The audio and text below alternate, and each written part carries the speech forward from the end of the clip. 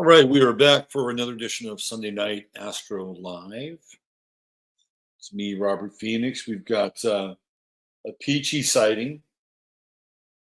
What's happening, Peachy? Ready for the show?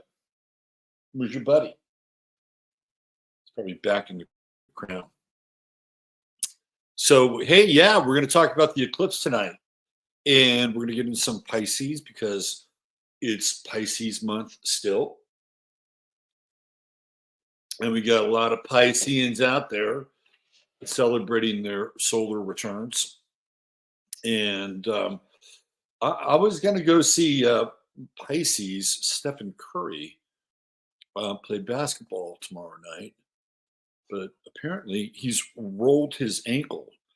And he's had issues with his ankle and his feet for a long time. And in the foot part, which is connected to the ankle, is a very Piscean energy, injury.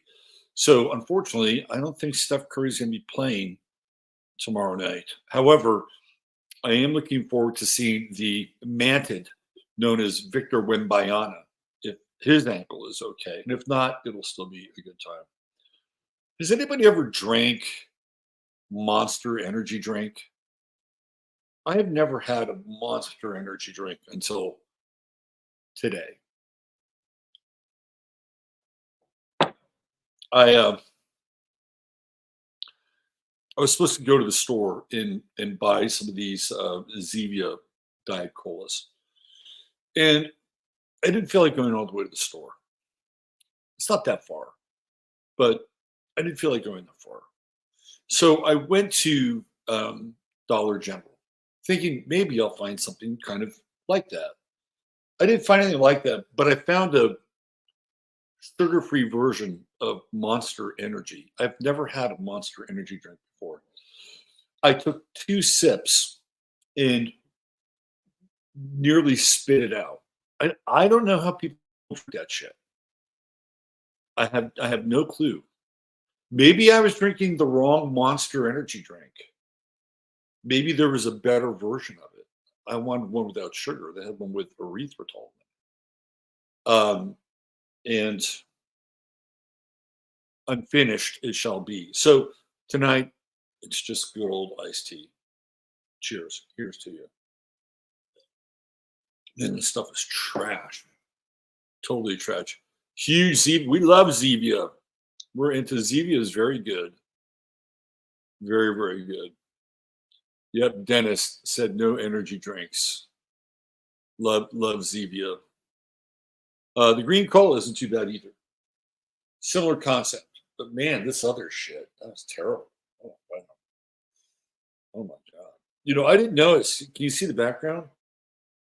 Apparently there's this thing where people take paper plates and put them over their faces for the eclipse. Have you guys ever seen these before? It looks like something out of the fucking Wicker Man or something like that. I thought it was amusing. This is in Nashville. I guess this is how they rock the eclipse in Nashville. So yeah, and then there's Mama Eclipser, and I guess the rest of the band there. Monster energy drink tastes like no, it was terrible. It was terrible. I mean, I don't understand how people can drink that shit. And listen, if you drink it, I'm not putting you down. I thought it was awful. Totally awful. Red Bull, yes, I've had. And she regrets those. Terrible. Just garbage. Yes, it does resemble the 666. Yes. It has that little 666 marker. Does it taste like Red Bull? No, it doesn't. It does not taste like Red Bull. It doesn't. I can't even begin to tell you what it tastes like. First of all, for a drink that has no sugar in it, it was exceedingly sweet. At least when you drink the Diet Red Bull, it doesn't taste that sweet. But this was, so they took the artificial sweeteners and they just went over the top. the artificial sweeteners.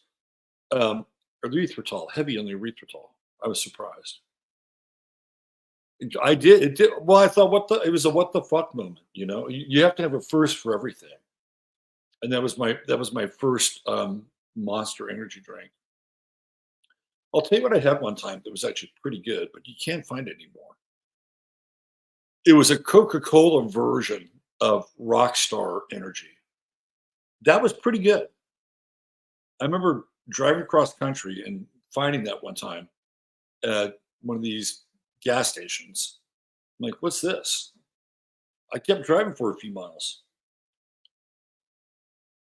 I kind of liked it. So here we are. We're creeping up on the eclipse, aren't we? Is everybody getting a little tingly feeling?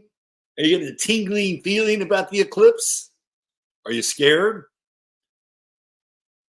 Do you have some trepidation? Is it more like bring it on? What are your responses here? What do we got? Coffee is better than any energy drinks. It wasn't this morning. I'm just letting you know. Here we go. I swear by energy drinks, pre-workout, high stand, but only certain ones.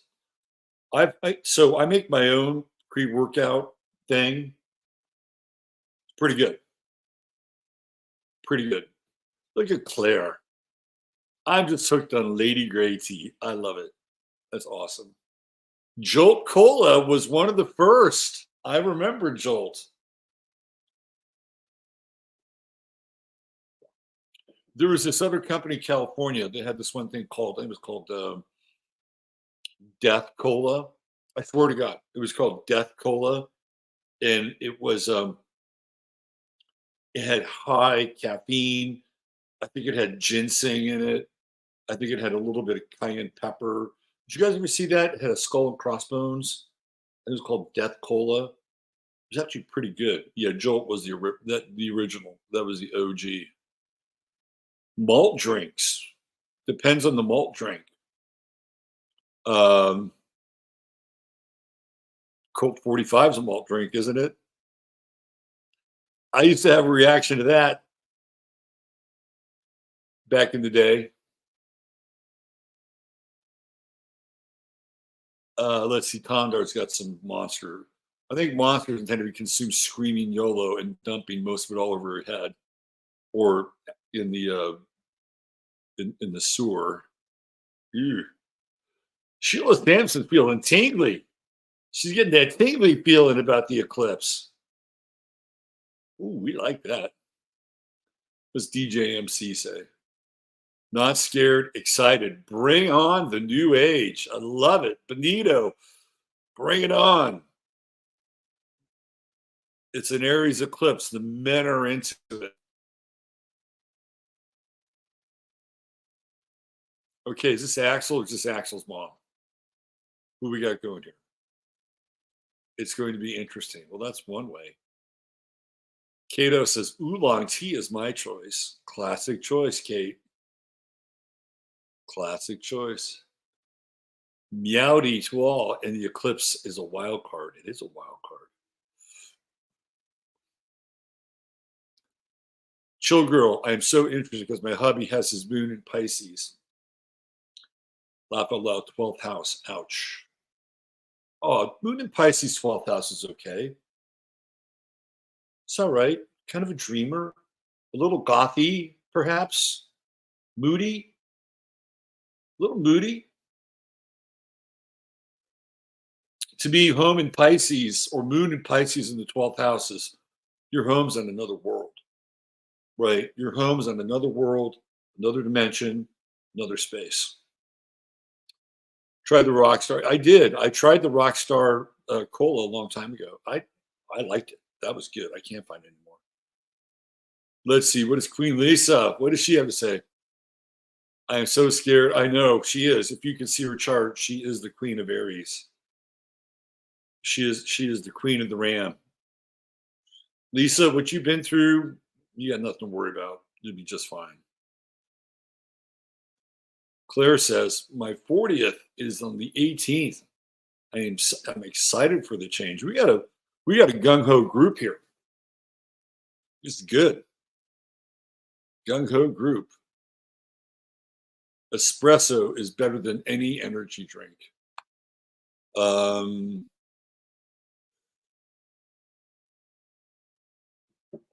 Depends. Depends.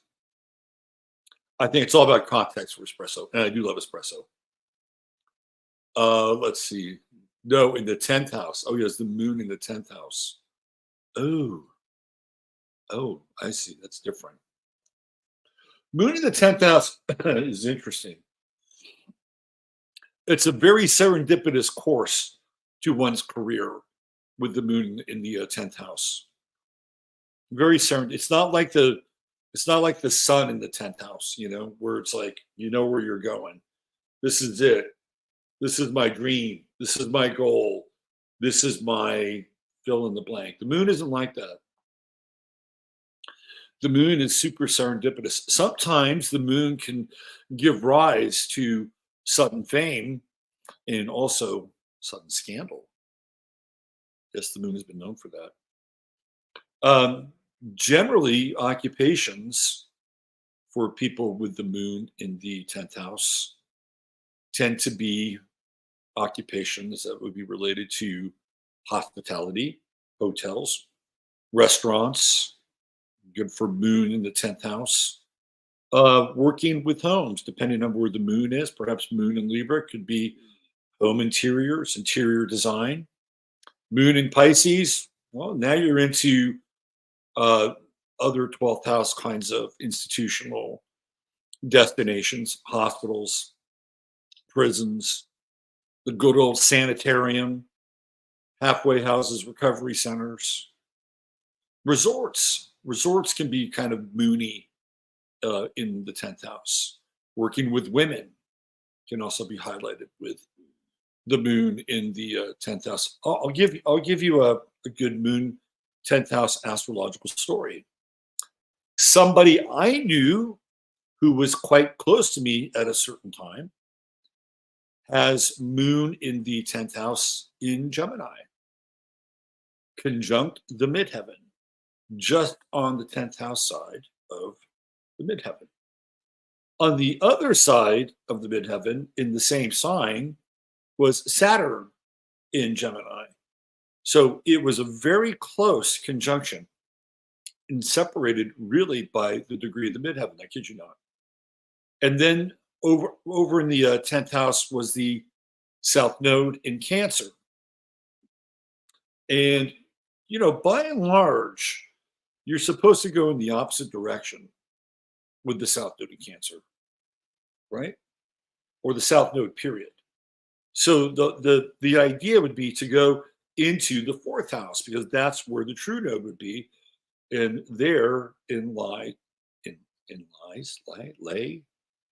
the true node in Capricorn.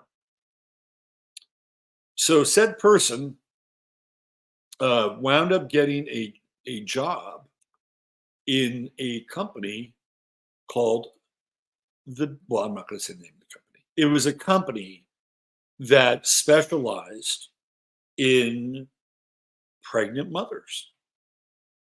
That the company would essentially get the pregnant mother from the start of their pregnancy, and they would have that customer for 9 months.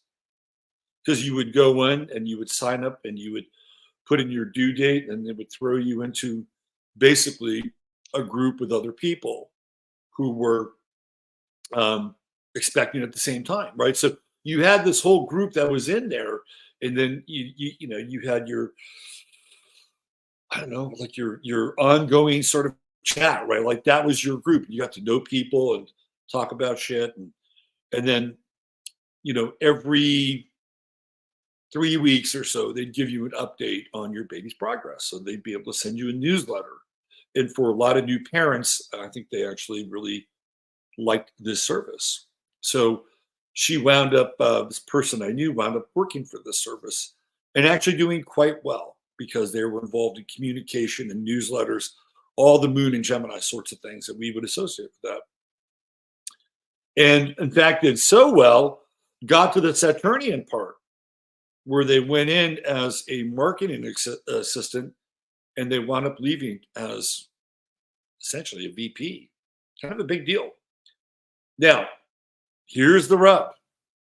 They left that position to go work for another company that had nothing to do with the moon, had nothing to do with birth, lunar cycles, mothers, newsletters, etc. A business they liked because they liked the product, but had nothing to do with the 10th house. Guess what happened? Didn't work out.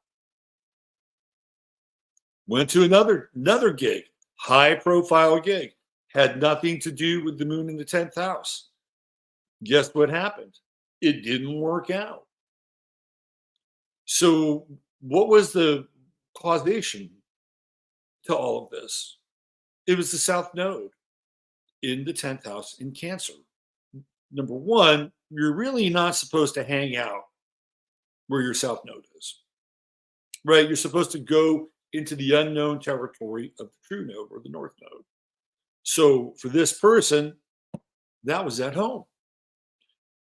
And yet, because the moon was in the 10th house, and the moon we know is the ruler of Cancer, right? It wasn't conjunct the South Node, but they shared the same house. And the moon was in Gemini, and it had all these things to do with communication and newsletters. It worked. It was like this one instance where pulling from that South Node and being in the same sign, the moon being in the basically the place of rulership, right? It worked. But when that person moved out of that business, it stopped working. And her workflow only began to work again when she worked out of her home, meaning telecommuting, right? Home office. And this was through a number of iterations and finally negotiating to be in that place to work at home. Boom, there you go. Life, all of a sudden, the tumblers of life clicked together and the combination was unlocked. That's what happens when you follow the nodes. That's what happens.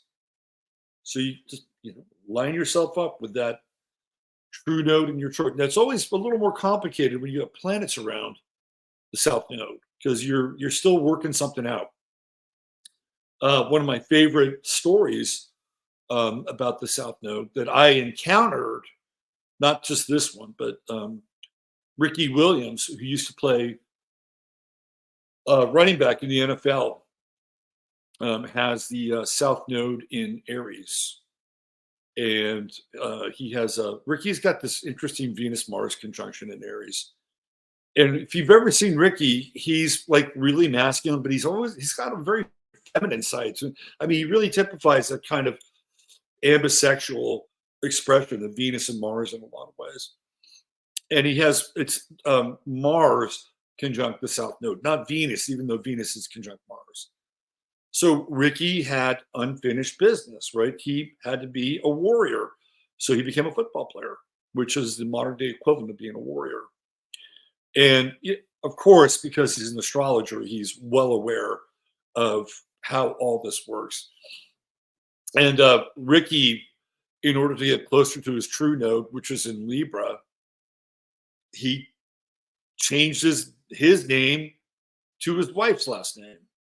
And then instead of using his first name, he's using his middle name. So, I mean, he's really going at this nodal thing in a big way, right? And I think it's interesting, too, that he's got this Venus-Mars conjunction in Aries. So he's trying to put the two identities together, like literally the masculine and the feminine through the true node as it's expressed by taking his wife's name, last name. And then so he's not even Ricky Williams anymore, which is kind of interesting. Anyway, it's a good South Node story on top of the one we just shared. All right, what does Noor Rashid bring to the table? The eclipse conjunct my Pluto. Exact degree. No, you have Pluto and Libra. The eclipse is opposite your Pluto exact degree. I think that's what you're getting at.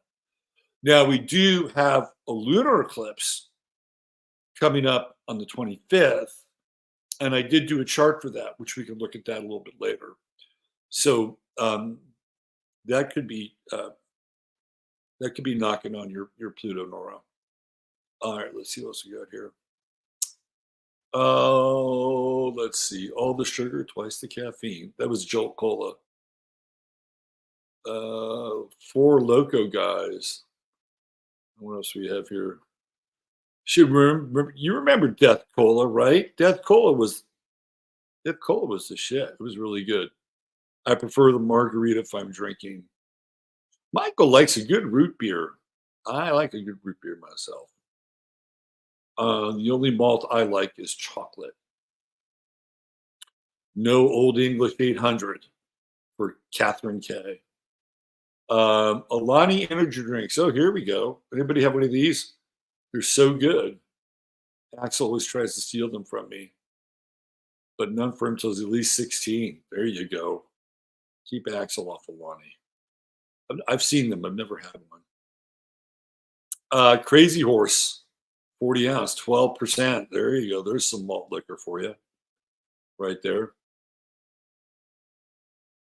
Let's see. Vox Clementis is allergic to green tea. How about that? Axel is off riding scooters. Okay, good to know about that. Hey, Lisa Dawn T. Seguin, checking in from Florida with us. Cafe Du Monde and condensed milk. That is a New Orleans special right there. What else we have? Zoracle Dax. This is in regards to the eclipse. I'm ready for all the changes, but nervous. I will make the wrong choice of change. Doesn't it feel like with Aries that the change is just thrust upon us in some ways? Doesn't it feel that way? It kind of feels that way to me. But then again, I'm a projector. The solar eclipse April, my first house. There you go. Yes, it will be. You'll be hiding in your office. Jay Schaefer, speaking of Aries, Jay's in the house. What's going on, Jay? Good to see you. We got a lot of Aries energy here. And Queen Lisa. Who else do we have? My moon in Pisces in the first. Let's see. Who else do we have here? Alani, I had an Alani New in the fridge for months. I bet you it's still good. Sheila's having the mushroom coffee today. Who else do we have? Meow Meow, the eclipse hits my Jupiter on the midheaven. The possibilities. The possibilities of that. Interesting. So will you become aware of more possibilities?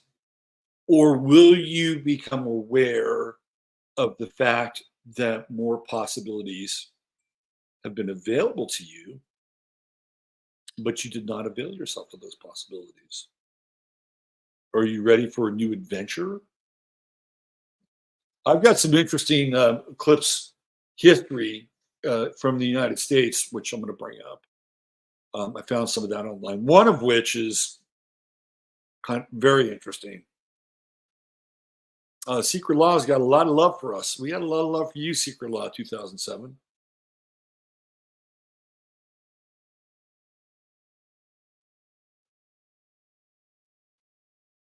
Yes, your private life is on display with the moon in the 10th house. That's why it can lead to scandal. Dory McLean is here. Peter, Biome, what's going on, brother? I hope you're well too. Maya's got to get a new drum for the eclipse.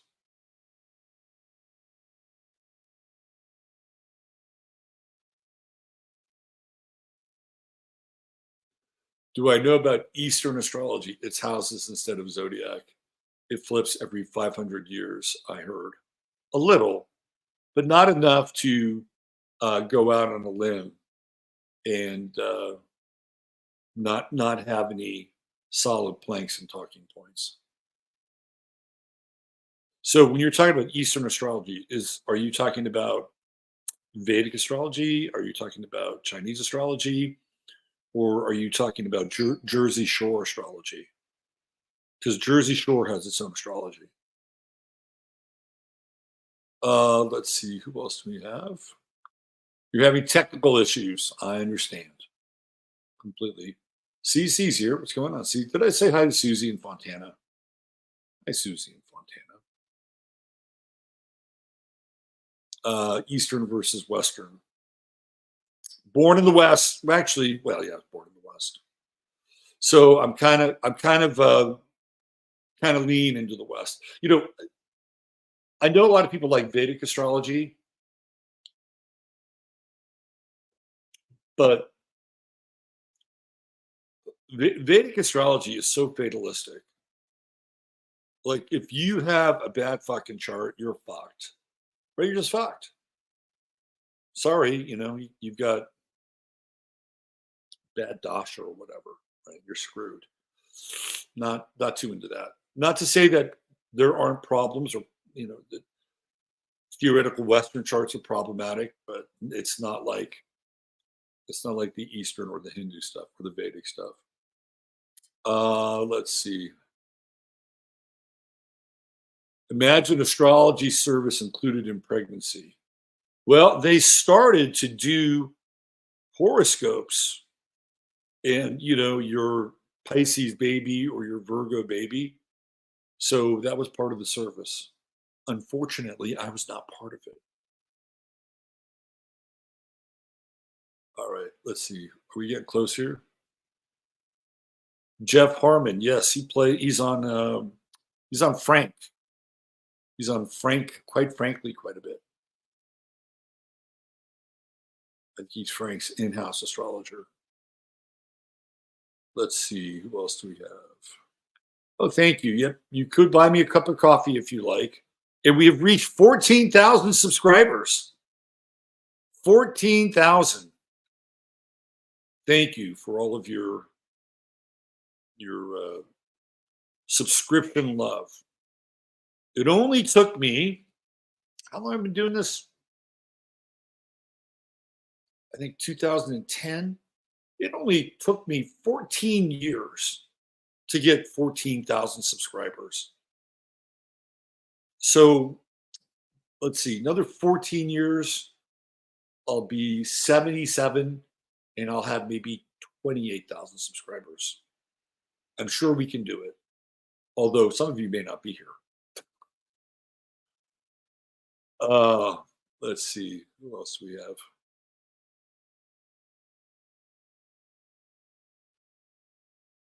Claire says, I can't express how much happier I am working from home. Can't believe I've done it. Other work made me so miserable. Some people are cut out for it. Some people aren't. Some people need to get out and hang out by the water cooler. Night of Cups is here. We hope you're having a great day and a great night wherever you are. Let's see. Crest Ryder turning 40 on the 18th as well. Happy 40th birthday. Getting that Uranus opposition, that midlife crisis. I had this client the other day, and we were talking about the Uranus opposition. And that's usually, people get that between 38 and 40, right? And I had that just as I was getting ready to turn 40. And one of the things that's really interesting about the Uranus crisis or the Uranus opposition is that if you've been really Saturnian, that Uranus opposition will totally flip your world, right? Turn you upside down. And you want more freedom, you want to break free. That's generally like considered the sort of the midlife crisis transit, Uranus opposition. back in the old days, dudes would go buy a sports car, bang their secretary, divorce their wives, whatever, right? A lot of times that happened. Um, but it was usually in response to something very Saturnian. And then I realized that during my 30s, I lived this incredibly Uranian life. So when it came time for me to hit 40 and go through that Uranus opposition, my life became incredibly Saturnian. Like that's when I entered corporate America. Well, Silicon Valley version of corporate America. So it's really interesting to look at, these transits from kind of where you are in your life and, how you're living your life. Because it's usually Saturn or Uranus, one of the two, right? It's either form, structure, order, or you're moving towards less form, less structure, more freedom, more independence, sometimes a little chaos, sometimes a little destruction, depending on what's going on in the chart. But so it's really interesting to kind of have that perspective. And I wasn't looking to, well, I guess I was. I was at a point where I was ready for a solid paycheck for a while. And back in the day, the salary was for me, it was pretty good. It was like, wow, I've never made that much money before. I'll take it. Let's see. Peter, my true node's in Taurus. I just recently discovered, which is totally weird to me. Never really had my own home, always on the edge financially. So that means that your south node is in Scorpio, right? The thing with the true node is that it feels really uncomfortable. It's not, the south node is supposed to feel what's comfortable. Like, it's like it's been there, it's already part of you. So the whole idea with the true node in Taurus means you have to go there, right? You have to approach that and see kind of the unknown territory. It's the journey to the north, right? That's what you're doing. And it's much more familiar to hang out with the South Node. So no drugs for you, Mr. Scorpio South Node. No, but that's how it works.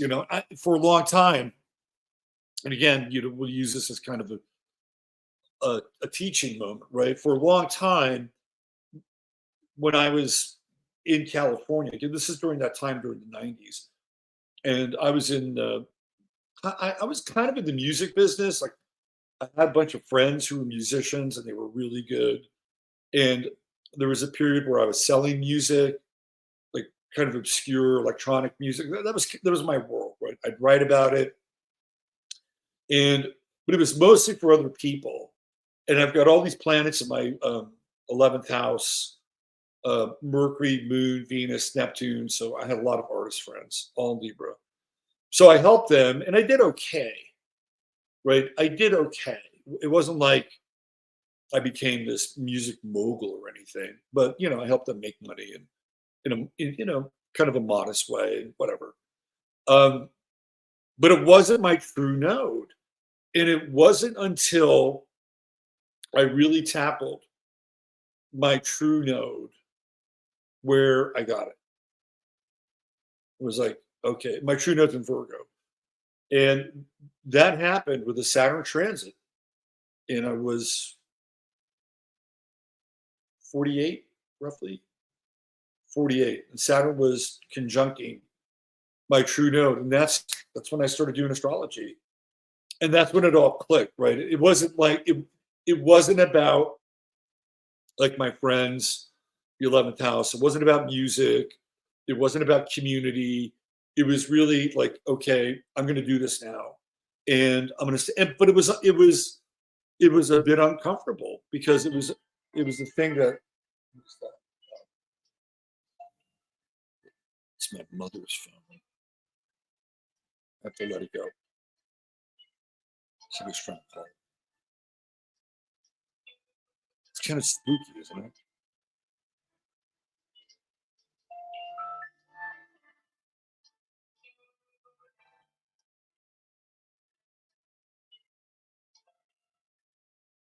Kind of a gothic guitar ringtone. I'll call them back. But it was uncomfortable for me to approach the true node. It was much easier for me to, like, again, hang out with my friends, do cool music shit. But then when it came down to, okay, I'm going to get into that true node, which is Virgo, which is I'm going to quote unquote heal, right? Or I'm going to be of service, attend to the needs of others. And it's conjunct my midheaven. So it became a really important transit for me with Saturn going across my true node. It's like I finally got it. It's like, okay, here you go. This is what you're supposed to be doing. So Peter, you may not want to wait that long, but we're going to be wrapping up with Saturn in Pisces late next year.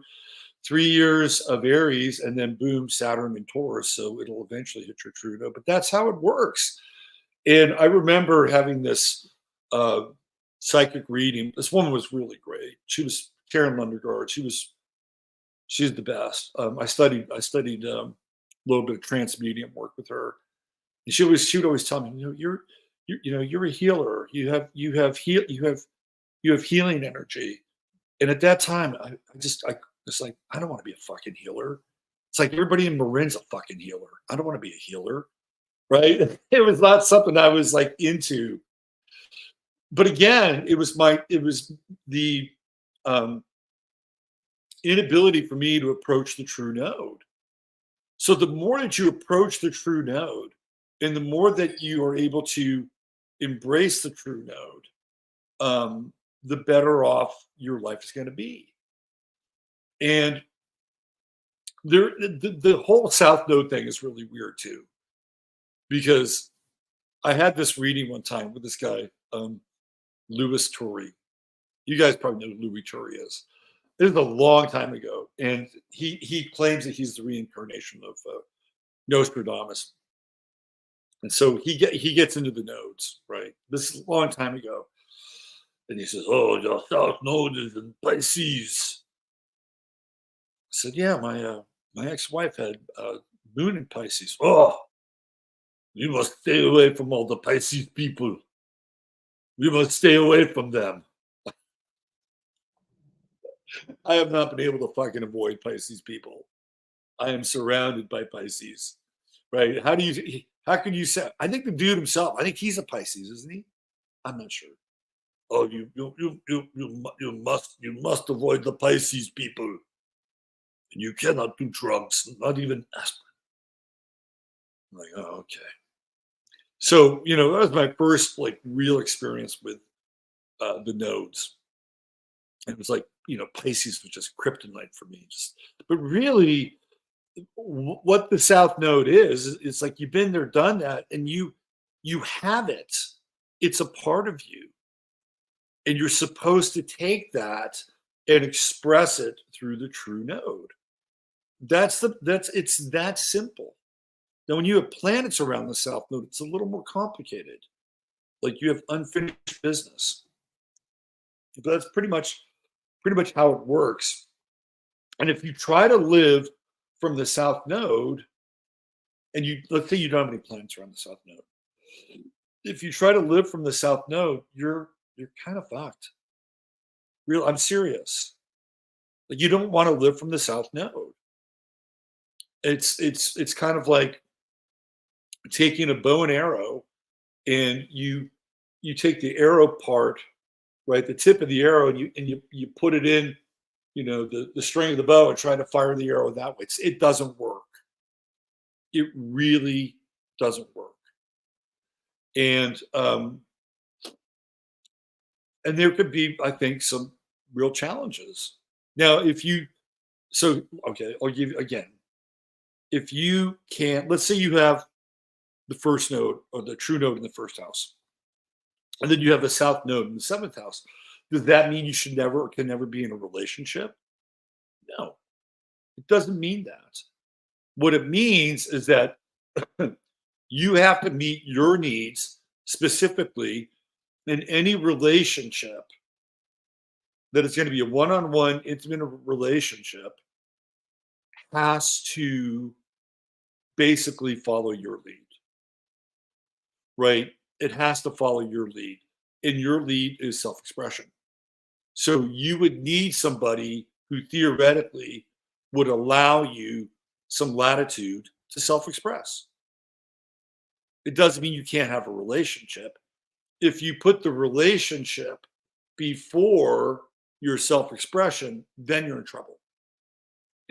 How many times have we seen people just chase after relationships? And who knows? Maybe they come to find out that the South Node over there. Maybe they should stop chasing.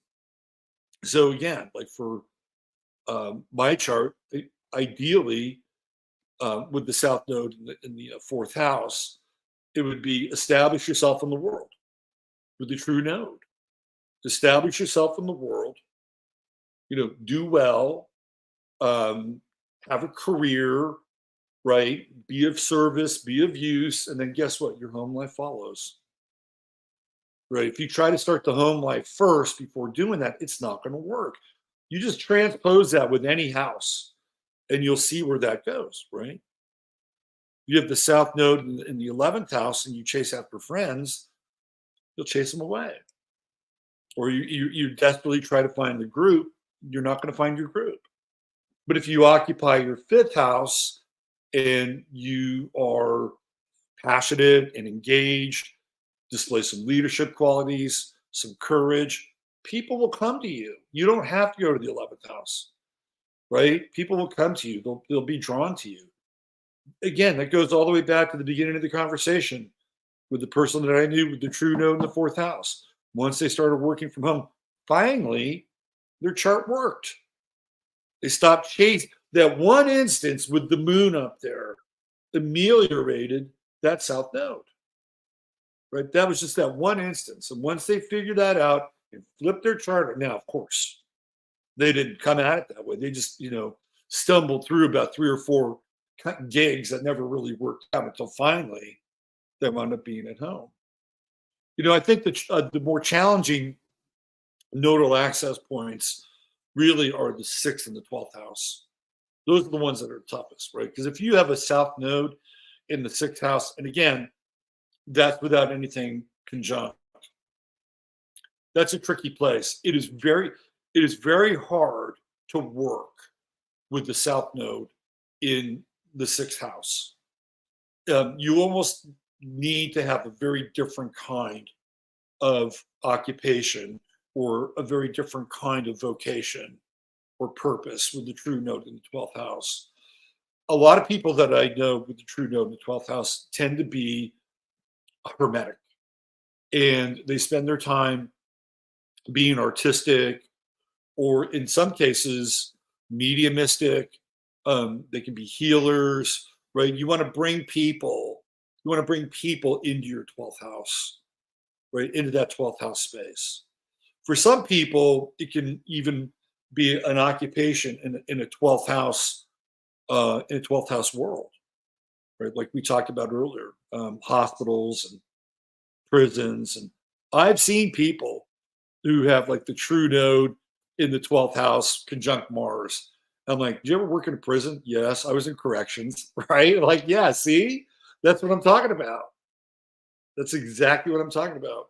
But that's a hard one because, most people don't have, unless you're working, in a hospital, most people don't have the luxury of being able to just check out and be a 12th house person.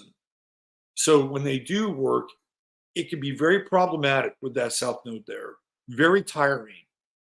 And when I tell people who have the South Node in the 6th house and there's nothing around it, I said, guess what?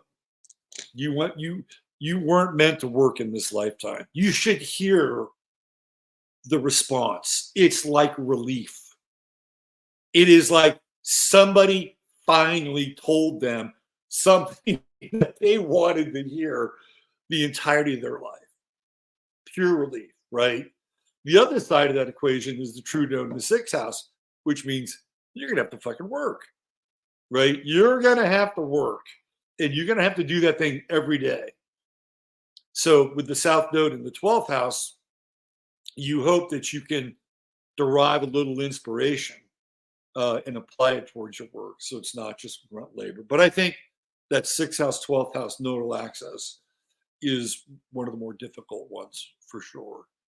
And maybe first, 7th. If you have the true node in the 7th house, just need to be in a relationship, partnership, marriage. And like this, it's not that hard. And your kryptonite is if you try to be independent. Well, I'm going to be a modern woman, or I'm going to be a lone wolf, right? I'm going to be a modern woman. I don't need anybody. I'm going to freeze my eggs. And you've got the true node in the 7th house. Like, no, that's not where you're supposed to be going, right? Or you're a dude. I'm just going to be a lone wolf. I don't need a woman in my life. I'm an incel. I'll go my own way. No, you got your true node in the 7th house. That's not what you're supposed to be doing.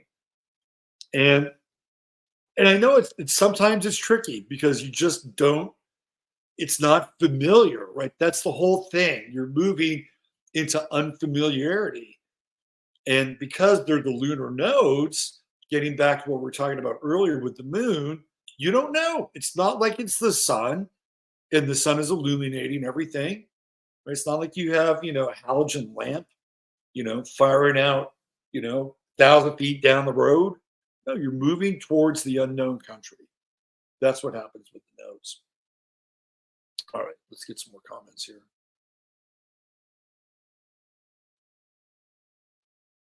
Oh, Peter. Go to astro.com and astro.com will help you with the nodes. Let's see, what do we have here? I love being a medium rare intuitive astrology HD person half the time. Reflector 2-4. Catherine is a rare. So we had a reflector in the audience and a 2-4 reflector at that. What happens if it is right on the cusp between two houses? Mine is on the 7th and the 8th. It's always going to be closer to one house than the other. Like if it's split right down the middle, 50-50, I would say, so in astrology, in Western astrology, Placidus astrology, when you get within 5 degrees of the next house, you start reading for the next house. So Jay, we're going 7th house. That is an executive decision, 7th house. You just saw the thumbnail. Laugh. Did you like the thumbnail? I made that myself. I went into AI for a while tonight. Like, I wanted a certain image, and fucking AI couldn't figure it out. But I figured it out. I was better than AI tonight. Meow, you were spot on about the 12th house nodes. Thank you. Oh, Susie's got this right. South Node, 8th house, past life, magician, occult studies. Yes, or a witch who used her wiles in ways that led men astray. Hey, it's Charlie from Biloxi. What's happening, Charlie? I love the thumbnail. It's a class. Thank you, Cynthia. Let's see. What else do we have here? We got a request. Oh, this is a really good question, because Joan and I were talking about that this weekend, and I had an aside, and I said,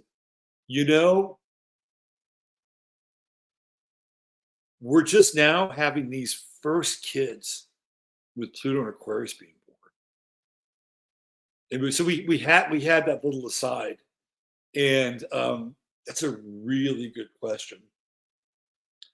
All right, so let's do a breakdown of the outer planets. So the good news is that at least for now, they're Plutos. Well, Pluto will not be scoring Uranus in their chart because Uranus is at the sort of the midpoint Taurus right now. So there's no Uranus square, which is good. But they have Neptune in Pisces and Pluto in Aquarius. These are going to be some out there kids, right? Some really out there kids. The ones that are going to be worth keeping an eye on are the ones that are going to start to come in when Neptune goes into Aries and Uranus will be in Gemini. Whoa. Early Pluto and Aquarius, these kids are going to be different, man. They're going to be so different. So, we always get that Pluto Neptune sextile, right? Like if you're born in the 60s, you got Pluto and Virgo, sextile Neptune and Scorpio. The Pluto Neptune sextile is always on, right? So that much we know. But you throw in Uranus, especially the sort of the first decan of Uranus, and that's going to last about a year and a half, roughly. Those kids are going to be out there, really out there kids. I think the Pluto and Aquarius children, by and large, are, back in the day, they talked about indigo children, and then there was this like the crystal children. And I remember one time thinking, "Oh, my kid's going to be a crystal child." I had a tarot card reader, and was it Encinitas telling me that my son's going to be a crystal child. I was like, okay, well, I guess that's good. But it really feels like these Pluto and Aquarius kids are star children. They're going to be really out there, really, really out there. They may be, I think, on the one hand, difficult to understand. On the other hand, they may just completely blaze new trails for all of us. And who knows how long it's going to take for them to show up. The other thing too is, dirty little secret here. A lot of these kids that are going to be born with Pluto and Aquarius, their parents have taken the jab, right? I mean, it's not like every single person who got the jab has had some issues with reproduction. So you got to factor that thing into this as well.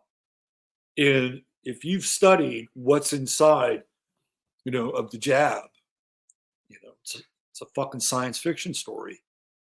How's that going to manifest with these kids with Pluto and Aquarius? That's the wild card. And that is the total wild card. And that's not even the kids with the black eyes and the huge heads. I don't know what happened to them. They probably got all swept up by some government program. But that's the wild card, right? Because Aquarius is also science.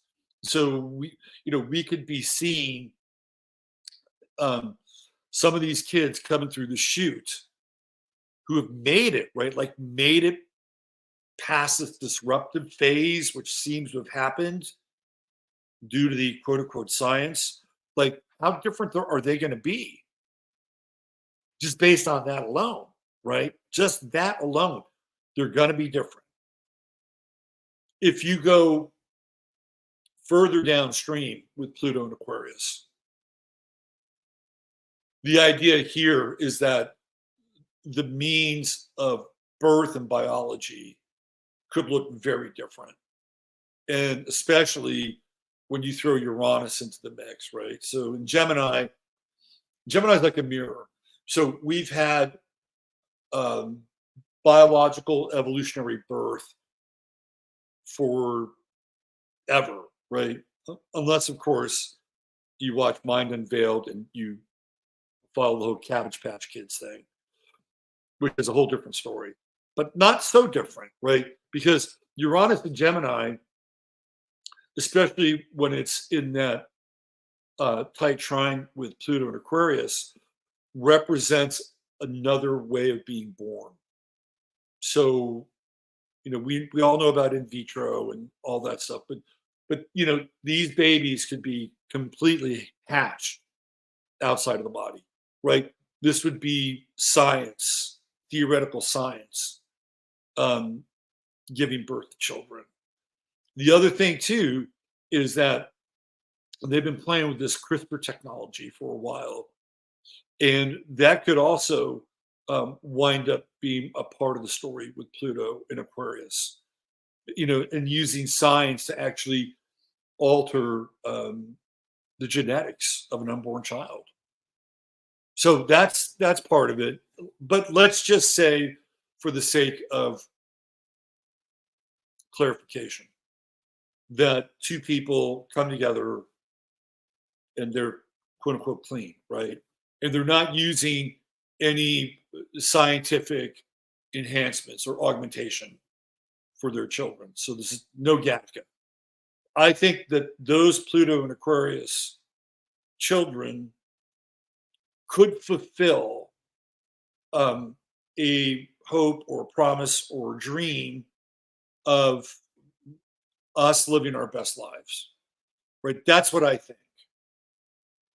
But I also feel like,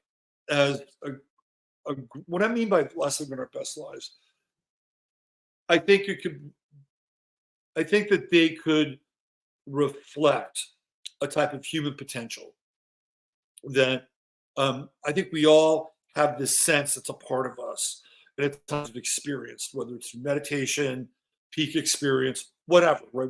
We've all had those experiences where we're like, holy shit, there's way more to this than just my body and these walls, and right, we've all had those kinds of experiences, and we've had them in flashes, we've had them in streaks, we've had them in phases. But what if we had a group of children that lived their lives like that? That's what I think the unenhanced version of the Pluto and Aquarius kids can have that potential of. Right? That's my sense. Because gets really tricky. Once we move into Pluto in Pisces, like, I think we're moving towards the end, right? Whatever happens after Pluto in Pisces, and these Pluto cycles, roughly about 16 years, right? 32 years. So 32 years from now, which is what, so 2024, 27, about 2075, kick around, Pluto comes into Aries, it's a whole new thing. Like, I can't even begin to imagine what that looks like, because we're coming to an end of a major cycle. So I do think that these Pluto and Aquarius kids, unencumbered, have that ability to show us in some ways how to live in a very unique way. And I think kind of a fulfillment. They feel like they're sort of the fulfillment of a promise, right? Because Aquarius is all about hope.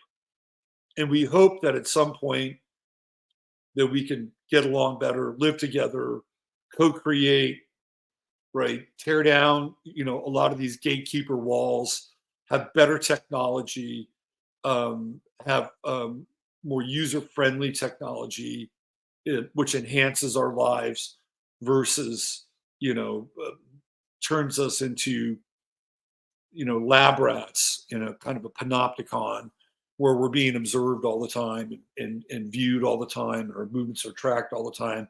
Like, that's a dystopian version of it, right? And I think the Pluto and Aquarius kids want to be free. That's the other thing. Again, that's aside from the enhanced version, because I think we're going to get an enhanced version of these kids. It's just the way it is, right? That's how science operates. Good question.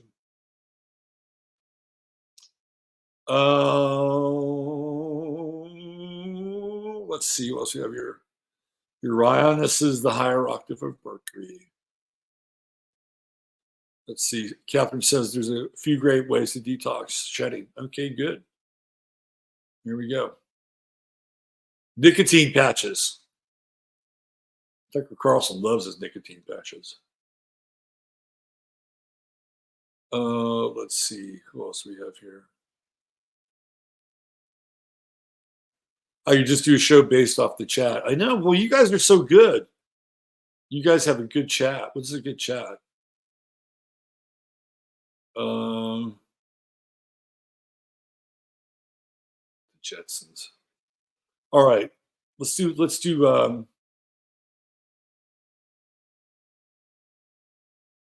some astrology. Living like the Jetsons.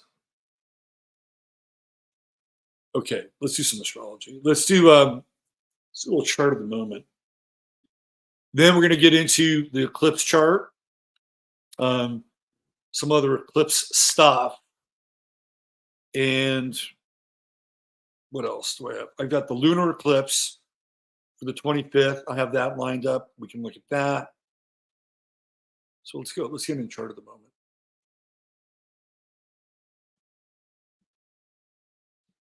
It was the chart of the moment. Does anybody watch Andy Edwards and his channel? I'm trying to get Andy on my show as a guest. We'll see what happens. Andy is great. He teaches music in England, and he's very funny. He knows a shit ton about music, but he also knows a lot about spirituality, philosophy, and music. And I really want to dive in with him. He's very, very good at breaking a lot of that down. All right. If you haven't subscribed to his YouTube channel, I highly recommend it. He's very entertaining, and especially if you like music. Okay, 7:35 p.m.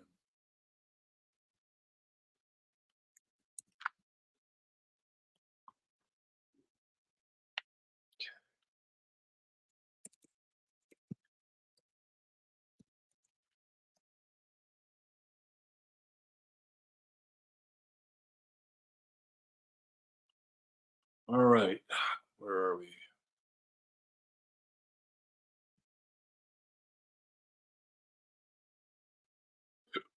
Excuse me. Excuse me. Excuse me.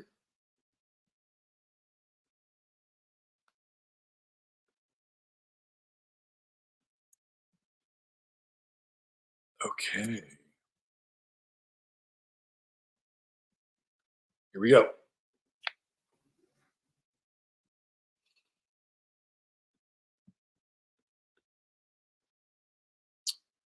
All right, let's pop this sucker. Oh, here we go. I got to put it on the. I have protocols. Protocols. All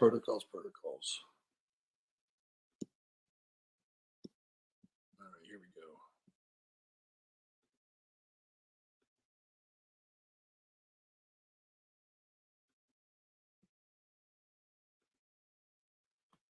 All right. That's us. March 10th, 2024, 7:35 p.m. San Antonio, Texas. You know, the more time I live in Kerrville, the more that I experience. Kerrville's an Aquarian city, and the more that I live here, the more that I experience the Aquarian vibe. This is a quirky place. This is we had dinner on Friday night at this Thai restaurant, kind of on the Guadalupe River, and the guy who owns the place, you could tell he'd had a few, and he came out to the deck. We ate on the deck, and he started talking to us. He put his hand on my shoulder, started talking to me. It was like, who are you? I didn't know the guy was the owner of the place. He looked like just some dude who'd had, a few too many beers. But that was really funny. All right. Sorry. Little Aquarian stuff going on here. All right. Let me zoom in.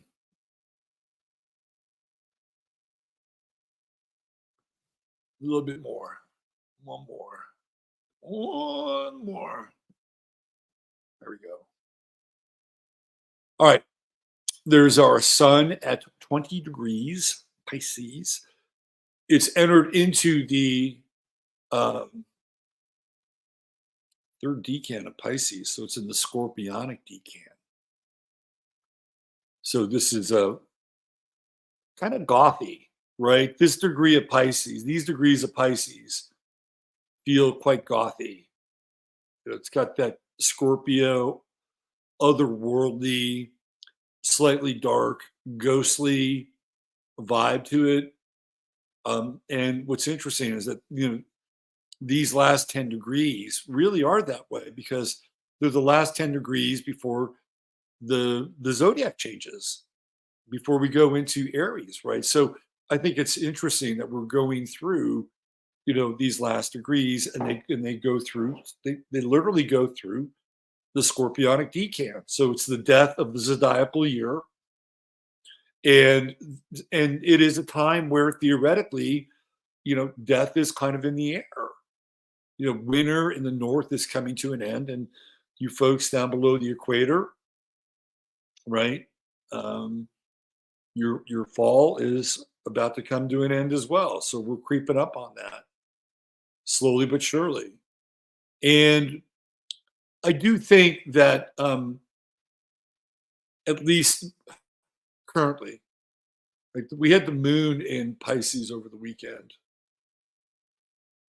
How did you guys feel over the weekend? I felt, for me personally, I felt, I don't know, I felt happy. I felt happy. I felt kind. I felt like my mother was in a good place. I felt like she was in a good place. And I didn't feel like she was stuck anymore. And again, with the veils get thin. Like when you get down to those final degrees, especially with Neptune here. And we're going to have one more season of this Sun conjunction Neptune and Pisces. Next year is the last one, right? That's a really interesting time. So this is the second to last Sun Neptune conjunction in Pisces. Because next year, after next year, right? The end of next year, Neptune's going into Aries. Saturn's going into Aries. That's it. Right. So this is a really interesting time. And I also feel like, especially, I don't know, maybe this is the year because we're going to go through a heavy eclipse cycle, but this feels very nostalgic. Now, I know that it's really that second decan of Pisces, which is like 10 to 20, which is more nostalgic and Cancerian. But it still feels nostalgic, like because it feels like whether it's the eclipse that's coming, whether it's these massive changes with Neptune that are coming next year, Pluto in Aquarius, Uranus tilting into Gemini. I think we all know we got big changes. Like this is not a time of status quo. And for a lot of people, these changes could be really daunting, extremely daunting. And I know that there are people that are kind of on the other end of the spectrum, and they're like, well, we're going to be people without reference points. We'll have no sex, no identity, no nothing. We'll just identify with nothing. And there are those people out there. And they've tried to do that before. But to me, right, we're in this kind of time of dying with Sun Neptune at these degrees. And we got the new moon in Aries, which is promising, exciting, passionate, right? We're starting to line up here. We've got the moon, we got Mercury, we got the True Node, we got Chiron. This is all the energy that's starting to prime for the eclipse in Aries. There's, I have never seen as much buzz around an eclipse as this one, both good and bad, by the way, or positive and negative. I think the veils are pretty thin over the course of the next few days, the next 9 days, right? Before the sun moves into Aries. And the closer it moves to Neptune, the thinner the veils get. And I think it's an opportunity in a lot of ways for each of us to practice things like kindness and care and empathy and compassion. And empathy and compassion aren't the same, by the way. They're not the same. Empathy has a lot to do with being able to rationally understand another person's experience. Compassion is different. They're similar, but they're not the same. But with the sun here moving closer towards Neptune, those kinds of feelings are heightened more. And especially as we get towards the end, the final degrees of Pisces, because we're headed to we're literally headed into a funnel point, and we're going to be shot outside that funnel point on the other side, and however this thing is going to look like. So I think the funnel point really ends next year when Saturn and Neptune move together into Aries, the end of next year. So we go through that funnel point, the final degrees of Pisces, and we're shot out the other end. But as we go through that, it feels like we're cycling through, and that's not just for now, but from now until next year, that we're cycling through all these other times that times that we know of and have been a part of our lives, and other times that we don't know of, and we're trying to uncover and say, well, Jesus, was that a part of our lives and we didn't know about it? I was watching this channel on YouTube. The guy, I think, does a pretty good job. He was talking about the 80s as a nexus point in a timeline. And it feels like there's a lot of that going on, right? We're cycling through these, like, we've got another fucking King Kong versus Godzilla movie coming out. Like, I remember the first time King Kong fought Godzilla. What was it, the late 60s or early 70s? And now we have another one. I think this guy brought up that there's another version of the TV series Shogun that's coming out. So look around and just see all these things that have already happened culturally that are being reanimated or brought back. And I guarantee you'll see, a lot of them come through these different sort of time periods. So it feels like we're cycling through these times. And some of it will be sad, right? Like sad. And I've had some feelings of sadness around it. When you start to look at, it's so funny, right? Like I wanted to go see a concert. And like, oh, who's out there playing, right? So we looked at concert plans this weekend. Like, who's out there playing? So the Dooley Brothers are on tour, and they actually have a new album coming out, which I don't know if it's going to sound any good. Maybe, Tom Johnson still looks pretty good. Pat Simmons still looks pretty good. Michael McDonald is looking more and more like Santa Claus, but it was like, do we want to go watch like kind of a ghost band? I don't know. It's like you don't want to be disappointed by, kind of oh man, maybe you guys should have. No, and I know they'll be good.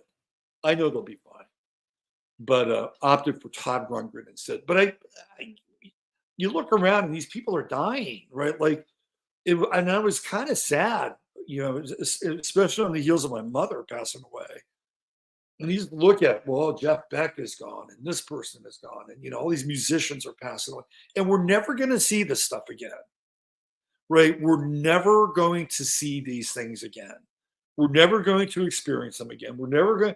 And I think the challenging part for some of us, and who knows, maybe you're in the minority. And again, we're still in this Sun Neptune, which I'm trying to work through, right? Like during the 80s, theoretically, I should have had like a really good job and, just kind of, cashing in on the Reagan economy and all that stuff, right? And, wore J. Crew, and, lived that life. And said, man, it's the fucking 80s. It's good to be fucking alive.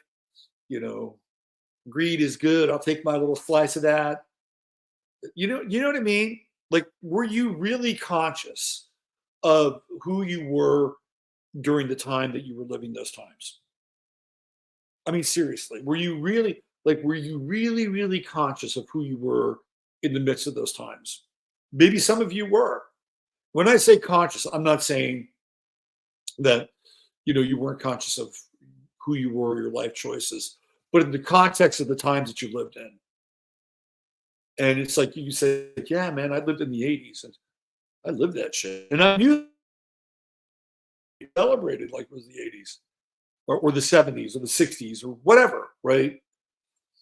And I feel like in some ways, this is just me, but in some ways I look back in those eras and I have my own experience with all those times. And they were my experiences. But was I really super conscious of the time itself and what was happening? To some extent, to the best of my ability, I was. Was I really super conscious? Because I feel like what happens, it's not just the individuals passing, but it's like the passing of a time. And we all kind of have a relationship with these eras. And it almost feels like the parts of us that were not actualized during a period of time or didn't do certain things during that period of time, it's almost like those parts of us have to die before we move into the new time. Do you know what I mean? Like it's almost like you can't go, oh gee, I wish I could go back to the 70s, or I wish I could go back to the 80s, or I wish I could go back to the 90s, because there's no going back. And I think we have to reconcile our time during those times. And the reason I say this is there's just so much nostalgia on YouTube. It's like, veritable kind of Akashic records of what went on, during these periods. And, when we move into, and I think this is where we get into the eclipse, because the eclipse gives us a vision of the new time, whatever that looks like. And it could be harrowing, it could be frightening, it could be exhilarating. There's a lot of different vectors with the eclipse, but what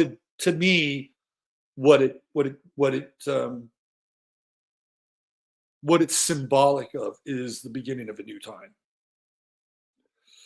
because that's what Aries represents, right? It is spring. It is spring in the north. It is birth. It is the beginning. Now, with the sun going through Aries through totality, is it a dark beginning? Is it the beginning of a dark time? Question mark. I think that's something that, we all have to look at. It's like maybe, or maybe that in order for the new time to begin, we really have to become aware of the darkness in its totality. I'm like, how much more darkness do we have to become aware of, though? I mean, that's the question I have. Like, how much more do we need to know about fucking adrenochrome and eating kids and, whatever, right? We know there's a lot of fucking darkness in the world. And through God's grace, most of us have been shielded from a lot of it. Although I know a number of you have had very difficult lives. So on a personal level, that may not always be the case. But maybe this is what this is about, right? Maybe we have to get in touch with the totality of this dark world. That, and has it always been dark? I mean, that's really the question, isn't it? Has it always been dark? And we've just been kind of living this sort of consumerized, kind of Disneyfied matrix life through the 50s to the 80s, and maybe part of the 90s, right? Has it always been that dark beneath it? I would say yes and no.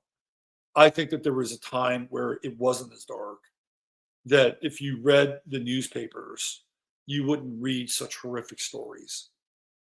They wouldn't have them. Were there horrific people who did horrific things? Yes. You just didn't read about it, and they weren't as common. But it's kind of a guy who was on Joe Rogan recently, and he was on, I can't believe this shit, right? He's on Joe Rogan talking about prison reform. And Rogan's such a, oh man, you're right. Oh, you're so right. You know, that's so fucked up. You know, there's so many people in prison who don't need to be there, man. Yeah, like Rogan is starting to become kind of a caricature in some ways. I'm sorry, he kind of is. Yeah, you're right. Oh, I can feel you.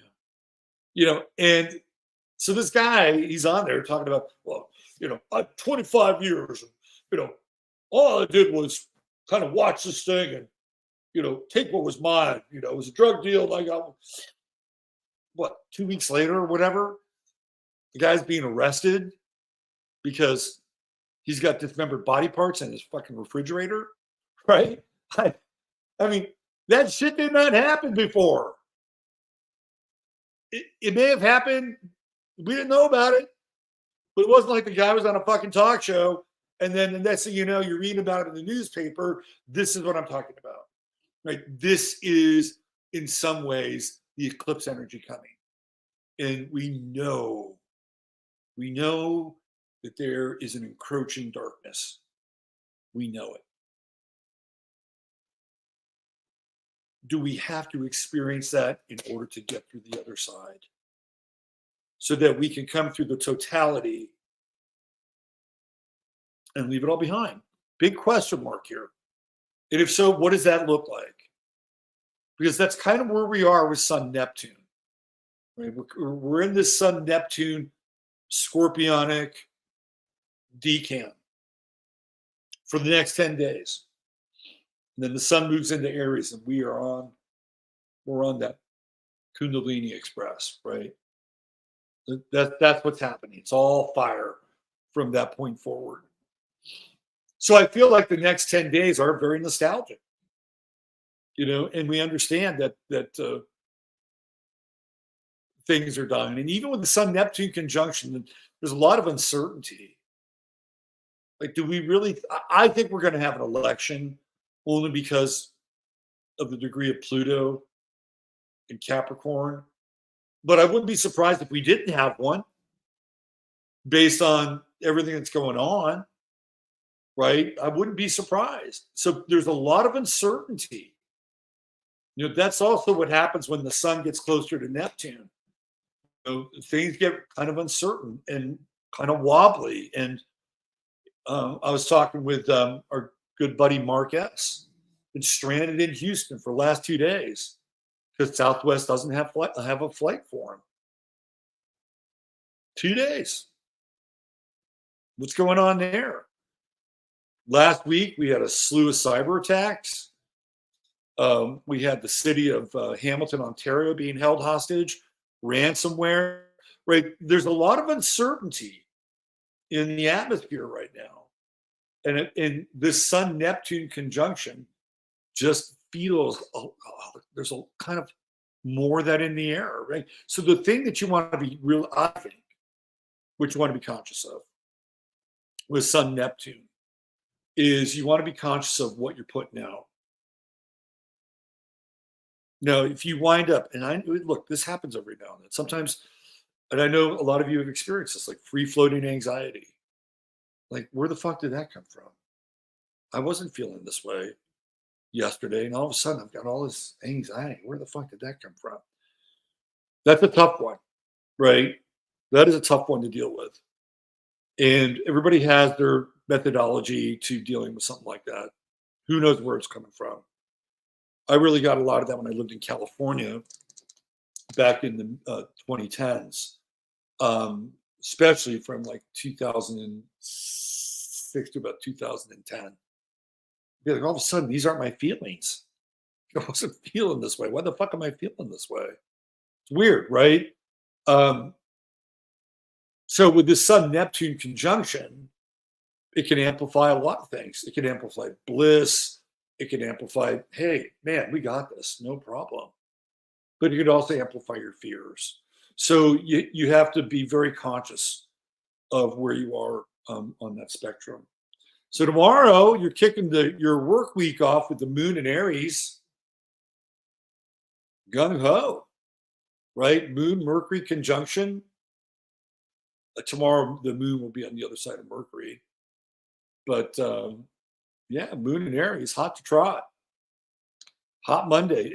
I think the temperatures are going up here too in Texas. I think we're maybe in the mid 80s this week. God. Just relentless. Like, it's not even springtime. We're going to start hitting the mid 80s. So, look for a heat wave. Look for a heat wave. At least here in this country. I don't know what's going on with you guys in Europe or in other parts of the world. But Mercury moon conjunction, very instinctual, especially in Aries. And you'll have some of that tomorrow. So listen to your hunches and follow through on them. Very important. That's just your kind of immediate astrological outlook. I like the energy of the moon in Aries on a Monday. No case of the Mondays tomorrow. Get right to it. We're still, look at Venus is separated out now from Mars. We got an 8-degree separation right down here. Right there. So I would say the more synergistic path is overtaking the more dominant in will-based path. But we still have some squares going on. I think the big square is still Mars. It's separating from Uranus a bit. But it looks like kind of come through. I think we got a picture. I think we got a picture, a snapshot of what's coming with that Mars-Uranus square, which is really cyber war and cyber attacks. We kind of made it through that window. And let's see. By Wednesday, we got Venus moving into Pisces, which would be better. Not that I don't mind Venus in Aquarius, but in Pisces, it's just more compassionate, more loving, more unconditional. And, this Venus-Mars conjunction over the past couple of weeks has been kind of harsh. And especially with the square. I could feel it on Twitter. I mean, there was a couple times on Twitter where I wanted to take some. You know what happened on Twitter? I got banned. I got blocked by this guy who has a baseball feed on Twitter. And it was so funny. It was a total Venus-Mars thing. So MLB The Show has a new version of the game coming out. And in the game, you can make characters. So you could make a female character to play on a Major League Baseball team. So Major League Baseball is doing this because they want more girls paying attention to Major League Baseball. It's a marketing tool, right? That's what they want. They want more girls playing MLB The Show, or more girls being involved in Major League Baseball as a spectator sport. Okay, I get it, right?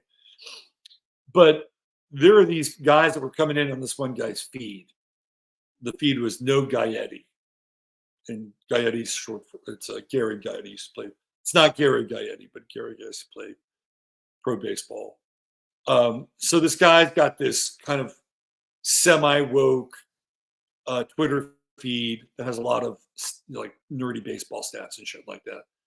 So there were people who were coming in and saying, why should we have a game based on Major League Baseball when there are no girls or women who play Major League Baseball?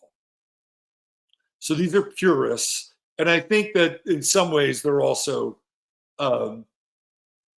conservatives, right? Because there is a slightly socially Marxist, sneaky strategy behind some of that, right? So where's it going to end? Well, somebody in a wheelchair can't play baseball, but they'd like to play the game. Why don't you have them create a character in MLB The Show? Like, where does it end? Like, seriously. If you were a group that was engaged in, what do they call it? Ableism, disableism, activism, and you approach MLB, like, hey, come on, you don't have any disabled characters in that game. What do you think Major League Baseball would do? They would put a disabled character in. And I know it's only a fucking game. It's only a computer game. And that's the problem. It's only a computer game. But where do you draw the line? There is no line, really. So this thing is going on and on and on and on and on, right? And I asked the guy, I said, just out of curiosity, do you have any children? And he banned me. He blocked me from his fucking feed. See, this is what was going on with Mars, square Uranus, and Venus was in there. And really, I wanted to, it's just a simple question. I didn't tell him to fuck off, right? I didn't call him, a wokey stat nerd or anything like. I just asked him a simple question. You know why he blocked me? Because he didn't want to answer the question. Because I'm pretty sure he doesn't have any kids. And the reason I asked him the question, not only to establish whether or not he has any kids, but my next question was, do you take your kid out to play catch instead of play a video game? Because to me, that was the whole thing. Like, we're talking about the validity of whether a girl can play in Major League Baseball and then show up in this video game. And I'm like, when I was a kid, again, nostalgia, we actually went outside and played fucking baseball. And it didn't mean that we belonged to a league or a travel team. No, we'd get about, 10 kids. We go down to the field. We'd figure out positions. We'd play baseball. We didn't need to have 18 kids. Or we played 3 flies up. Or we had these games that we played, right? And they weren't on a video game. Now, we played video games as kids? Maybe. I don't know. It wasn't what was on the table. But that's where my question was going. It wasn't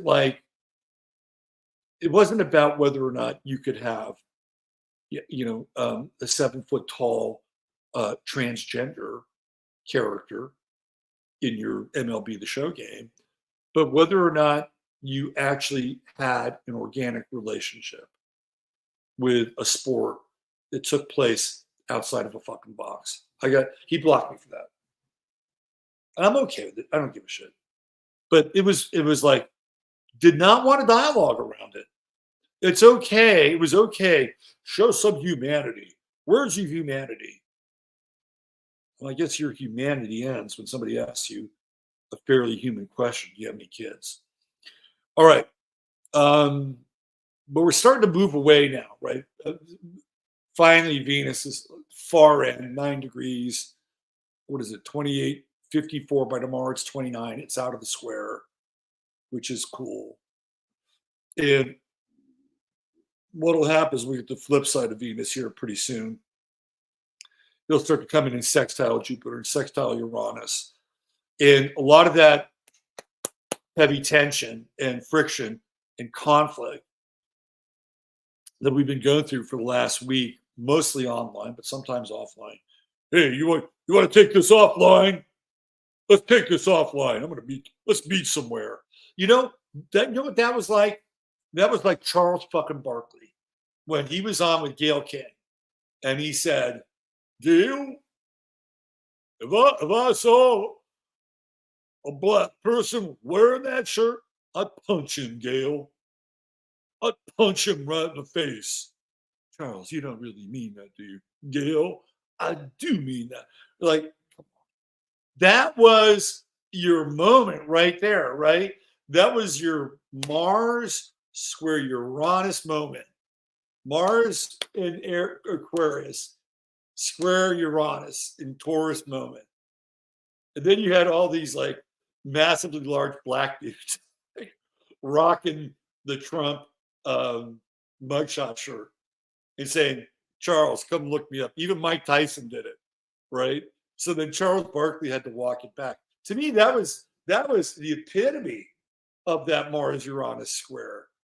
And he's big. It's so, and it was so fucking funny. I talked about it on 15 minutes. Like, well, he didn't say that if a Mexican person wore it, he'd punch him, or an Asian person, or just a black person.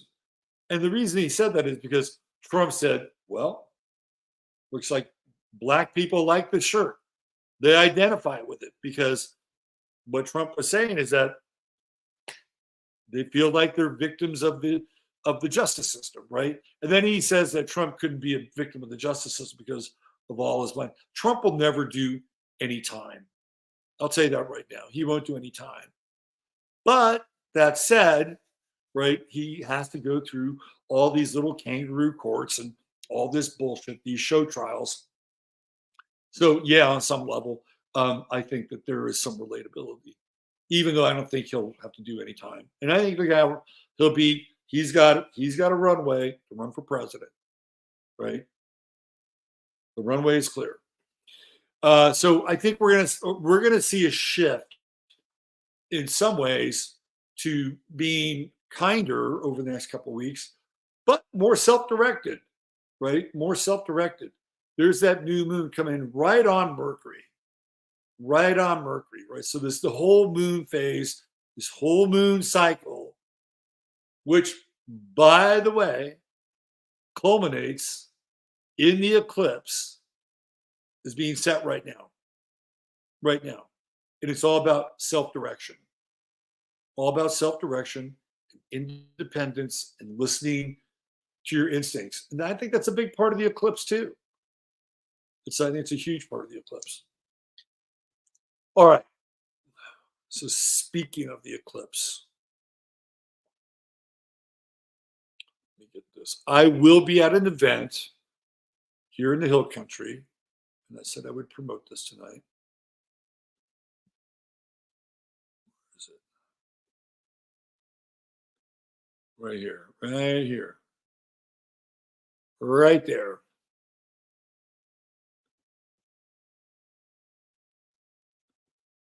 All right, hold on. So if you're in the Texas area, there's going to be a lot of events here for the eclipse. But if you are in the Texas area and you want to be a part of an eclipse event, I am not staging said eclipse event, but I will be speaking at it. So let me put this up here.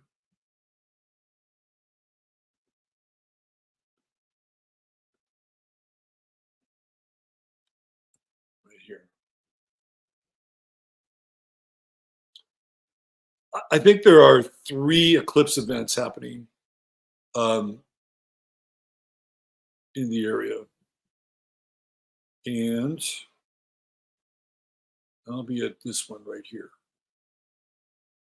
It is the Total Eclipse from the Heart Symposium and Spirit Revival, April 5th through the 8th in Dripping Springs. Convergence of sun and moon uniting heaven and earth. merging humanity and the gods. Look at that. So the focus: community, consciousness, ceremony, music, dance, lifestyle, health and wellness, biology, ascension, technology. You get there and stay in the loop. Friday, dance of the people, social and ecstatic dance. Saturday, dance of the gods, social and a DJ'd ecstatic dance. Sunday, dance of the earth, social and drum circle. And then Monday, Sol Invictus, the ceremony day. So this is what they got going on. They're going to have a sand mandala and all kinds of stuff. And this is where the event is happening, right here. And you can get tickets. Here's the schedule of the event. Look at that. Got a lot going on there. Friday, gathering day. Saturday is Mind Day.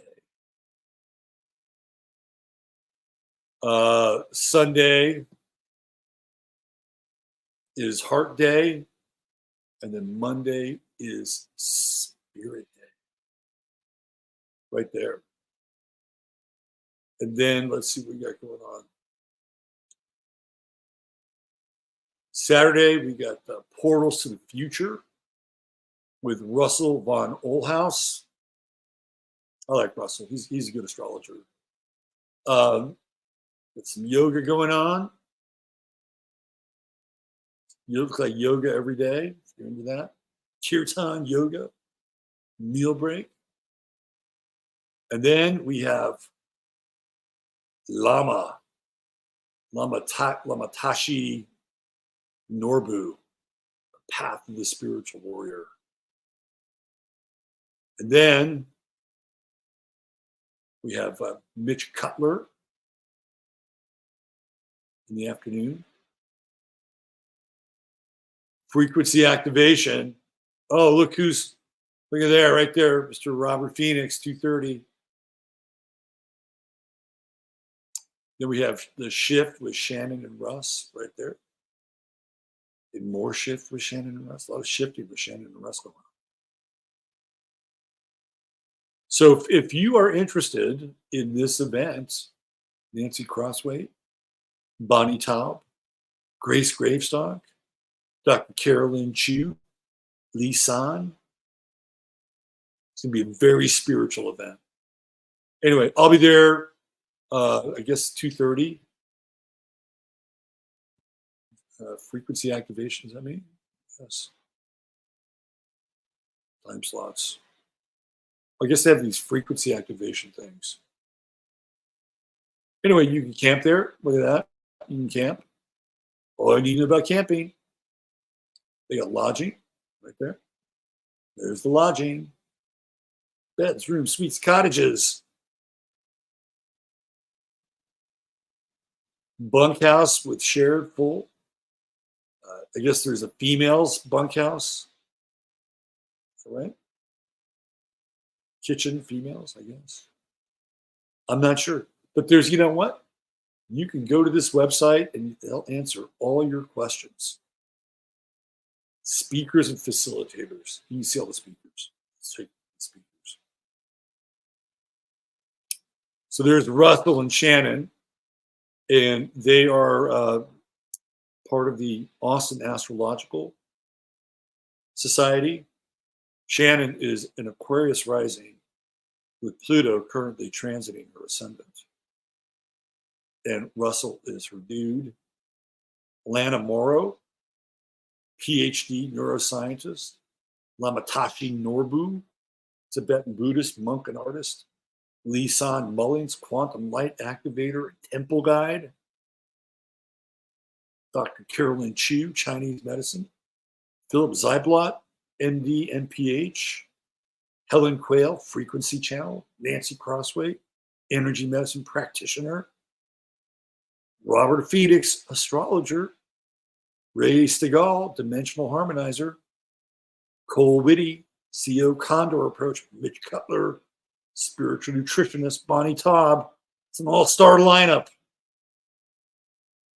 Shaman Curandero, grave scraps, a little human design there. We got some DJs. Daniel with the balance. Assyriana Ascension. Oscar Madera, Mayan astrologer. And Ed DJ Trouble. It's going to be an event. So if you're interested, go check it out. Especially if you're in the Austin area. Check it out. Okay. Let's talk some eclipse. So I was looking at events that have happened in the past with eclipses in the United States. And there's some kind of interesting events, I have to say. Let me see what we got here.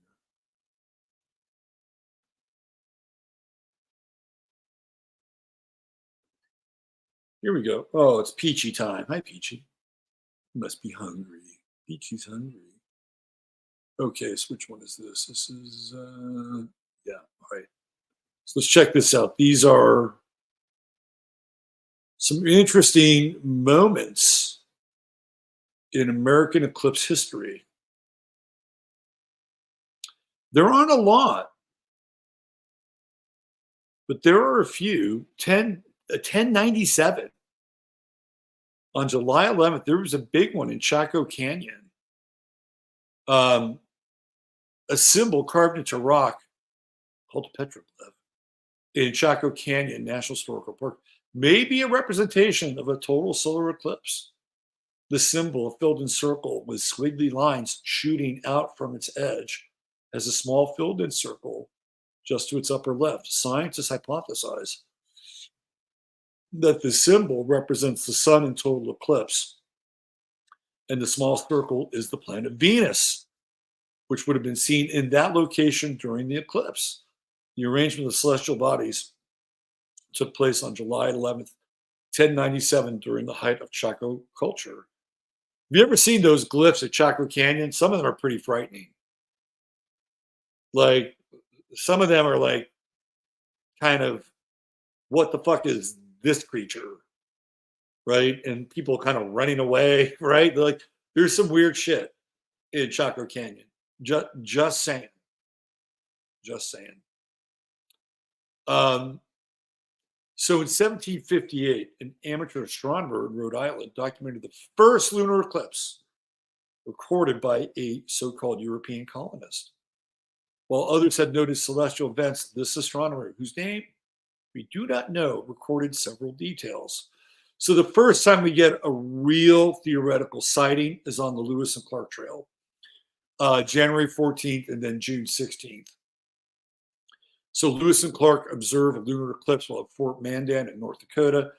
Interested in exploring in the natural world, they recorded details of the eclipse, including when it started and it ended, in their journals. So here is really where we have two names attached to a lunar eclipse. So that would have been in Cancer, right? And I think it's interesting because of the, what Lewis and Clark were doing. They were kind of mapping out, again, theoretically, this new terrain and this new territory, which in a lot of ways is very Cancerian, right? Because eventually people will settle along their path. They also meet indigenous people along the way, right? And again, that to me is very Cancerian. Theoretically, the so-called first peoples were here. What else we have? June 16th, Lewis and Clark observed a partial solar eclipse during their travels to the Pacific Northwest. So this is 6 months later, and they see the solar eclipse. So I think the screen is frozen now. What, peaches? So they're the first people who are actually notating this eclipse phenomenon. It's Lewis and Clark here in this country, here in this landmass. It's kind of interesting. Now, I'd like to scroll down, but I can't because the screen is frozen. Because one of the next eclipses is pretty mind blowing, and it's the eclipse of what's his name? Let me try to do this. That's frozen. It's the eclipse that Nat Turner saw on February 11th. This is a solar eclipse. So Nat Turner sees this solar eclipse. And remember, it's in Aquarius. And he sees that as a symbol of liberation. So we have the Nat Turner rebellion. Guess when it happens? It happens 6 months later in August during the sign of Leo. And that was, at that time, the largest so-called slave rebellion on this continent, right? The Nat Turner rebellion. And he sees the solar eclipse in the sign of Aquarius, literally as a sign. Okay, everything is frozen up here. So I am going to try to reload the page. It's not happening. Stop share not happening. Okay, so I know you can hear me, but I, unfortunately, I'm going to have to reload. So give me 1 second here. I'll be right back. Don't go away. We have to do this at least once a show. So I'll be right back.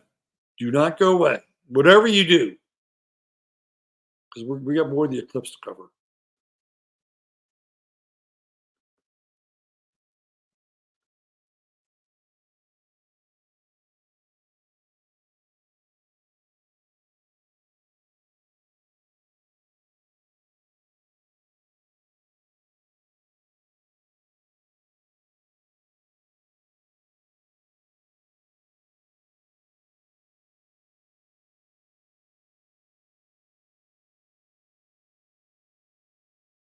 Okay, we're back.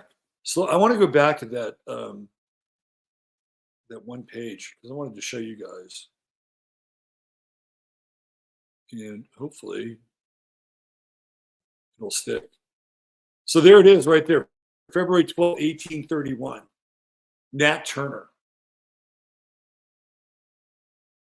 slave man in Virginia, often had visions, which he interpreted as religious in nature. These visions convinced Turner he was destined for greatness. In 1831, Turner witnessed the solar eclipse and took it as a sign. In Aquarius, it's a very rebellious sign, isn't it? In response, he began preparing for a rebellion against local slaveholders. He purchased muskets and gathered over 70 freed and enslaved men to his cause. On August 22nd, 1831, they rebelled, killing whites and freeing slaves. By the end of the rebellion, one of the largest slave rebellions in American history, over 60 whites were dead. Militias and law enforcement were called in to put the rebellion down.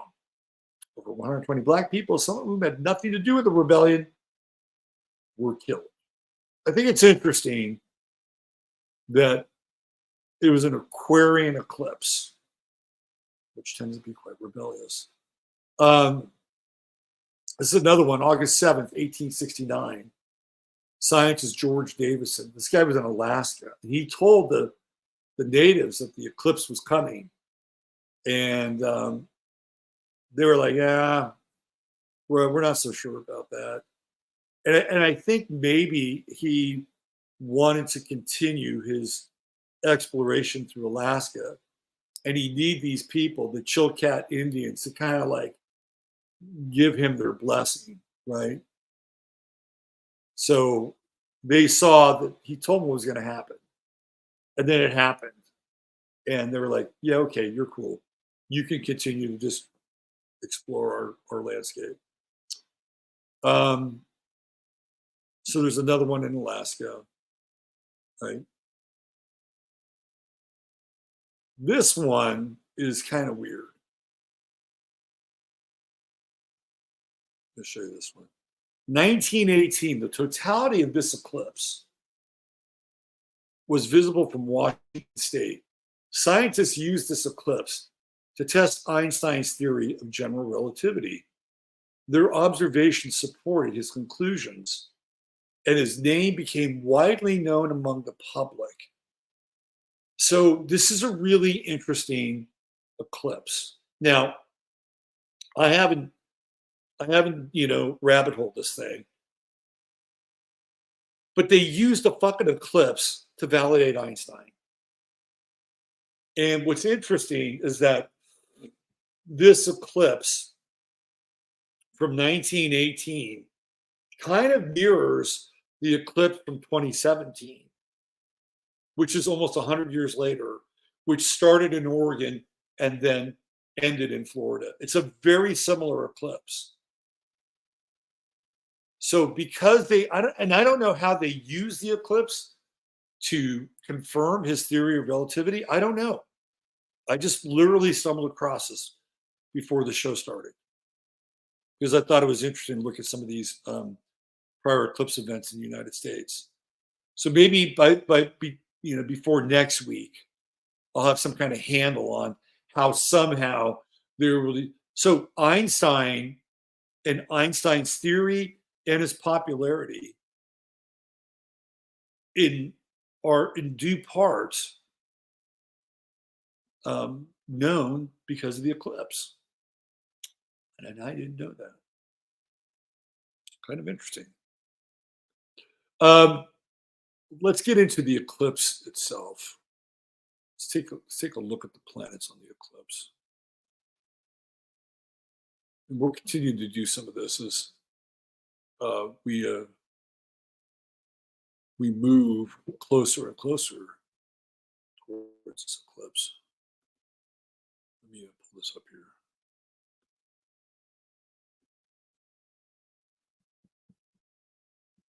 Whoop, where are we? All right, we're good. Don't forget to hit like, subscribe, ring the bell. If you're interested in a reading, I also have a link there for that. All right, let me just do this. Let's just do this. Here we go.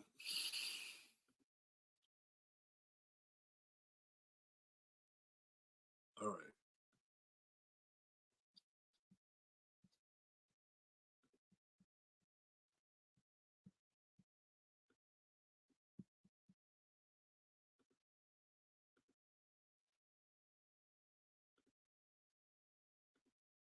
So here's the eclipse right there.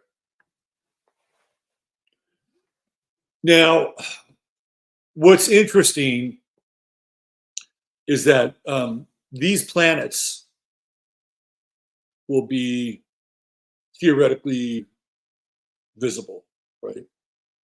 These planets are behind the sun. So Uranus, Jupiter, Mercury are behind the sun. Now, I thought to myself, well, what does this mean from an eclipse perspective? And I'm really interested in these planets, like what we're not seeing. This is the energy of this eclipse is really fascinating because everything is almost on a string, right? It's almost all on a string. And even with Pluto sort of hanging back here. So this, in astrology, we're kind of in a weird sort of hybrid of a bundle and what's called a locomotive. Now, a bundle chart, it usually takes place within 3 houses, maybe 4, right? So if you've ever seen anybody with a bundle chart, they're kind of savant-like. They don't have a ton of interests outside of like that concentrated area. It's almost like, this is what I'm working on. This is what I'm doing. I'm going to be really good at this. And then everything else, maybe not so much, right? Like that's kind of how a bundle chart works. And if the person isn't doing the bundle or whatever the activity is associated with the bundle, sometimes it can feel rather inert, even if they have a bunch of conjunctions and complicated relationships inside the bundle. Now, a locomotive chart, which is a pretty uncommon chart, but one of the charts that's a Jones type chart is when you have a string of planets that are all kind of connected by houses. So this chart qualifies as a locomotive chart.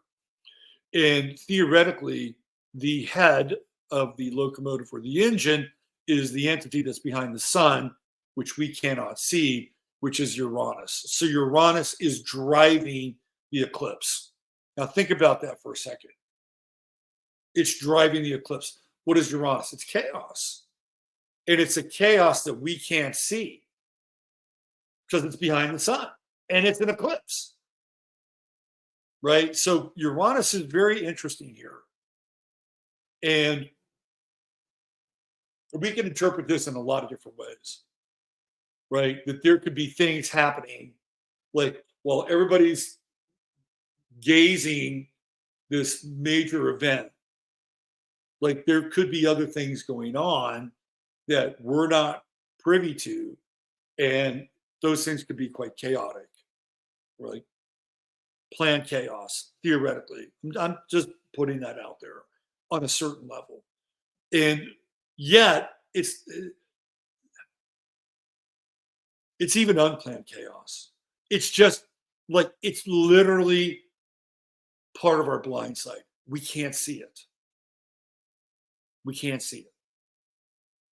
It's behind the sun and it's an eclipse. Jupiter, as we know, amplifies it, right? So the whole idea is that the various stages along the locomotive is a change that occurs, and each planet feeds into the next one until ultimately it's resolved in the last planet, which is Pluto. Pretty interesting, right? So we have Uranus, which is leading this locomotive through the darkness, the void, and resolves itself in transformation of some sort. And along the way, right? So it's like Uranus, okay, chaos, creative potential, all to take away Taurus from it, creative potential, chaos, rebellion. Jupiter amplifies it, makes it bigger, right? Becomes enlarged. And then Mercury interprets it. Mercury picks up on the signal. Even when it's retrograde, we got a Mercury retrograde during this eclipse, which we'll talk, it picks up on the signal. We're going to skip Chiron just for a moment. We're going to take it out of the equation. We're talking planets, and I know Chiron's a planetoid, but so Mercury is the signal, picks up on the signal, and it transmits the signal to the sun, to the moment, right? Something about this eclipse, something big is going on. Something big is happening. Because all of this is taken, and again, we look at it now through the lens of Taurus, money, land, resources, right? Something big is happening here. And the sun picks up on the signal. And theoretically, in a real locomotive chart of an individual, it's the individual that has to integrate all this. And then what does the individual has to do? Process it emotionally. Where does it affect them? In relationships. Right? This is how it works. And then what happens? Well, with Venus, there's a dissolution of relationship, right? This is what happens.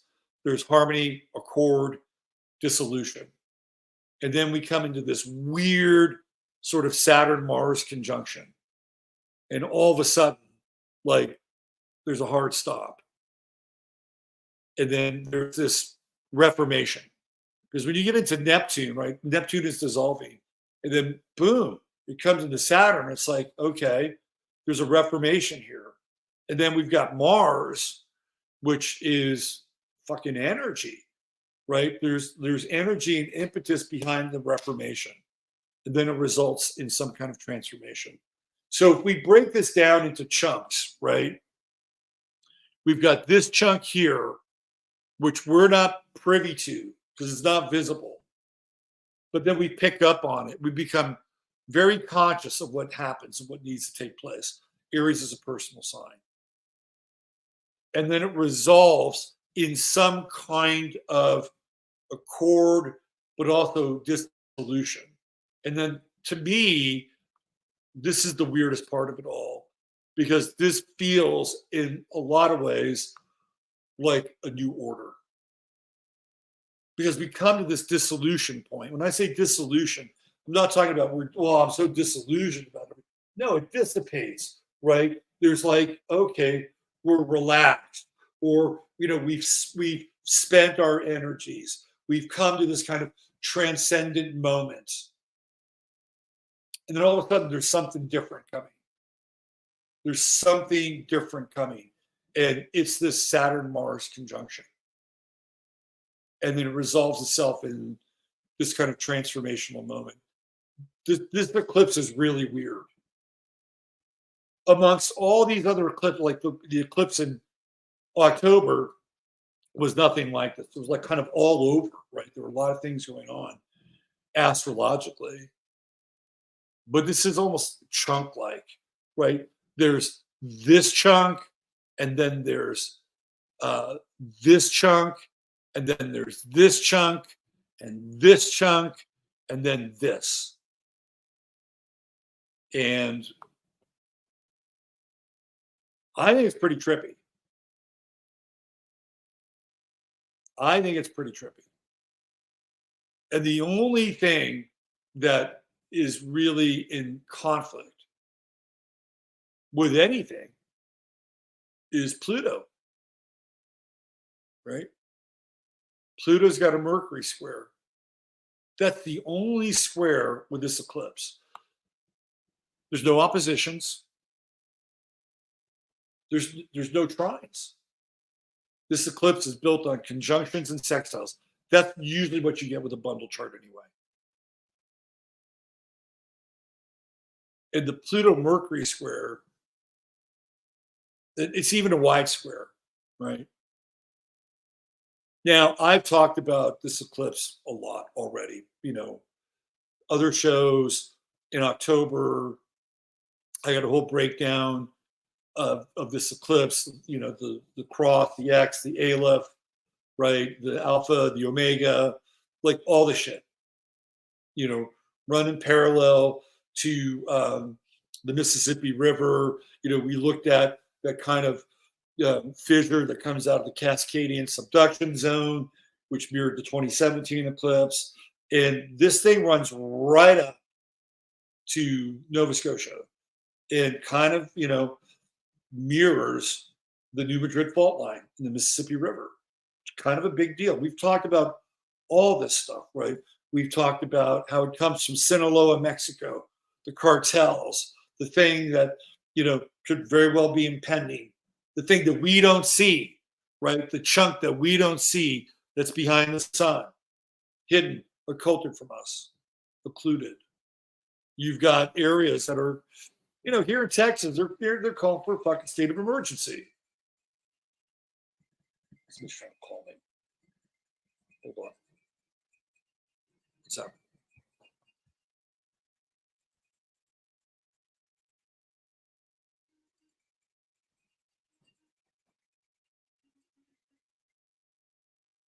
Hey, what's happening? I'm doing a show right now. You're on the air. Are you okay? I'll call you after the show. Okay, bye. It's my Pisces kid. I always have to pick it up when he calls. You never know. All right. There's a lot going on here. There's a lot. But don't get freaked out. Do not get freaked out. Because when I see this, right, like the only thing we got going on here is this Mercury Pluto square.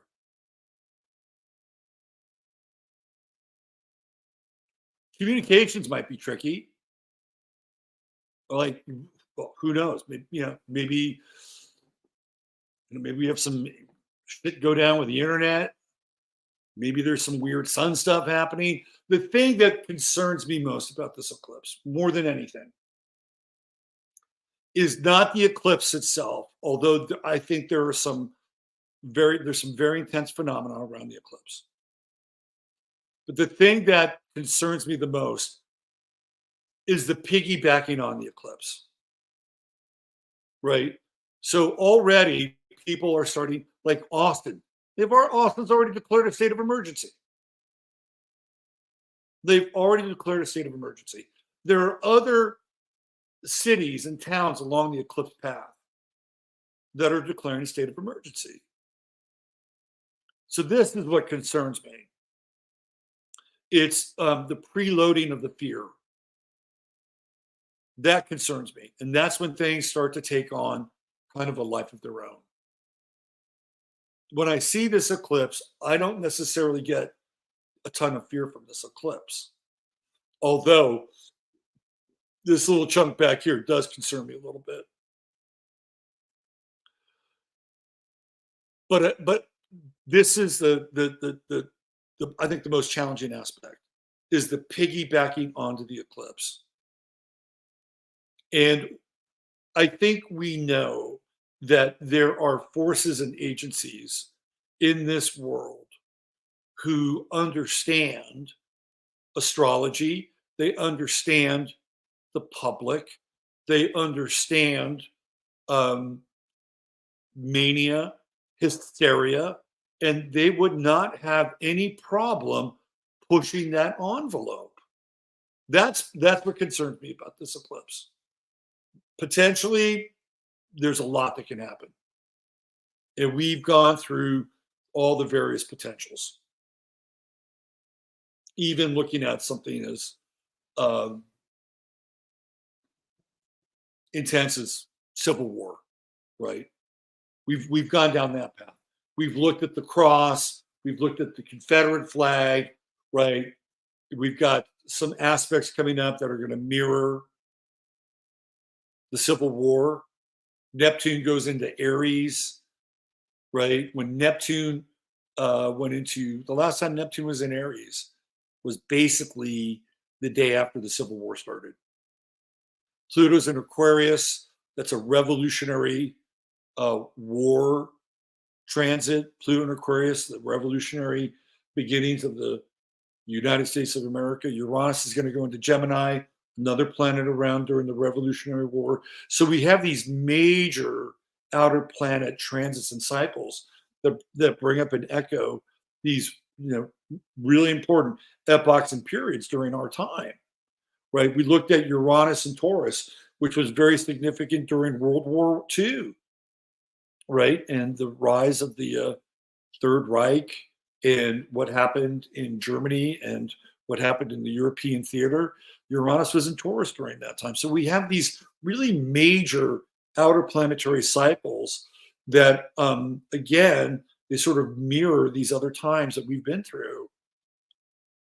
So my feeling about this eclipse is the piggybacking and the hysteria and everything that, as humans, we front load into it. And, during the last eclipse, I felt it. And that eclipse happened right on my Venus during the event here in the Hill Country. And it was, some things came out of that eclipse that were really powerful. And I saw, people that were a part of our group, step out and start their own groups and, and try to do their own thing. And, it was kind of interesting to watch that, right? To watch that whole thing go down. My mother was at the event, which was, interesting. right? And it was kind of an important event to have her at. And anyway, so don't be afraid. Don't freak out over the eclipse. I do think it's going to be powerful, very powerful. But when you look at this, right, when you look at this, what do you see here? You see one square and a Mercury retrograde. So I think we should embrace the moment. Embrace the moment and be ready to handle with whatever comes. Whatever happens. Whatever happens. And look, I looked at it from a lot of different perspectives. Um, from from the consciousness perspective, the geopolitical perspective, from the hey, let's make a movie called Civil War and launch it around the same time as the eclipse perspective, right? Lots of different perspectives. Personally, I think you should be able to handle any of those perspectives to the best of your ability. Just handle any of them to the best of your ability. Because again, with Aries, we are stressing independence. Independence. And again, the eclipse will show us where we need to be more independent in our lives. That's what happens with eclipses. They act as these kind of amplifiers, right? Because we know that the sun in Aries without the eclipse is all about independence and all about pioneering and breaking new ground and taking on conflict and dealing with strife. But when the eclipse is there, what we realize in some ways is how much more we can do or need to do. Things are revealed through the negative application of the eclipse.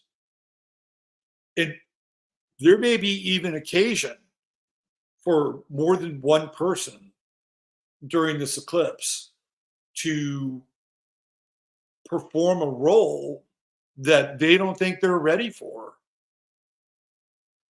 But guess what? It's your time, right? I mean, that also, because eclipses feel faded. There's something about eclipses that feel very, very faded. And especially this one. So maybe at the end of the day, what we walk away with, and we're talking here in this country, but if you're in another part of the world, you can piggyback on this. That at the end of the day, what we walk away with is a sense that not only are we going to have to be more capable, but we'll find out that we're more capable than we think we were. And if we come out of this eclipse with that, we're good, right? We're good. That we're going to find out that we're going to need to be more capable, and we're going to find out that we're more capable than we thought we were. Does that mean that we can't be more capable? No. Those two are not mutually exclusive. And if that's what comes out of it, we're good. The locomotive thing really puts another spin on it, and especially that, right? That Saturn-Mars conjunction. That Saturn-Mars conjunction, which resolves itself in something transformational. Very interesting. Very interesting. Anyway, if you're here in the state of Texas and you want to come to one of these events, I'll make sure to put the link inside the show page. And there's some other ones. I think the Alpha Vedic people are going to be down in, Bandera. And I think David's going to be part of a group in Bastrop. So there's a lot of places. If you're into this sort of thing, you want to plug in here, you can do that. Just make sure you bring your AR-14 with you. No, I'm just kidding. All right.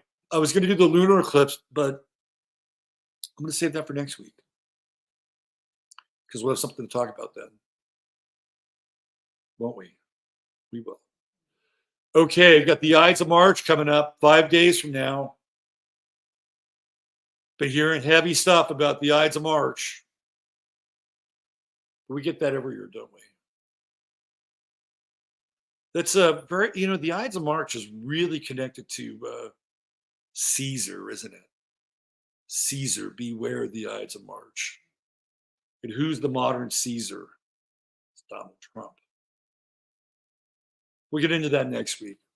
We'll get into Trump and the upcoming Mars transit through Taurus on his midheaven and a bunch of other stuff. But yeah, content to look forward to. All right. Thank you for being here.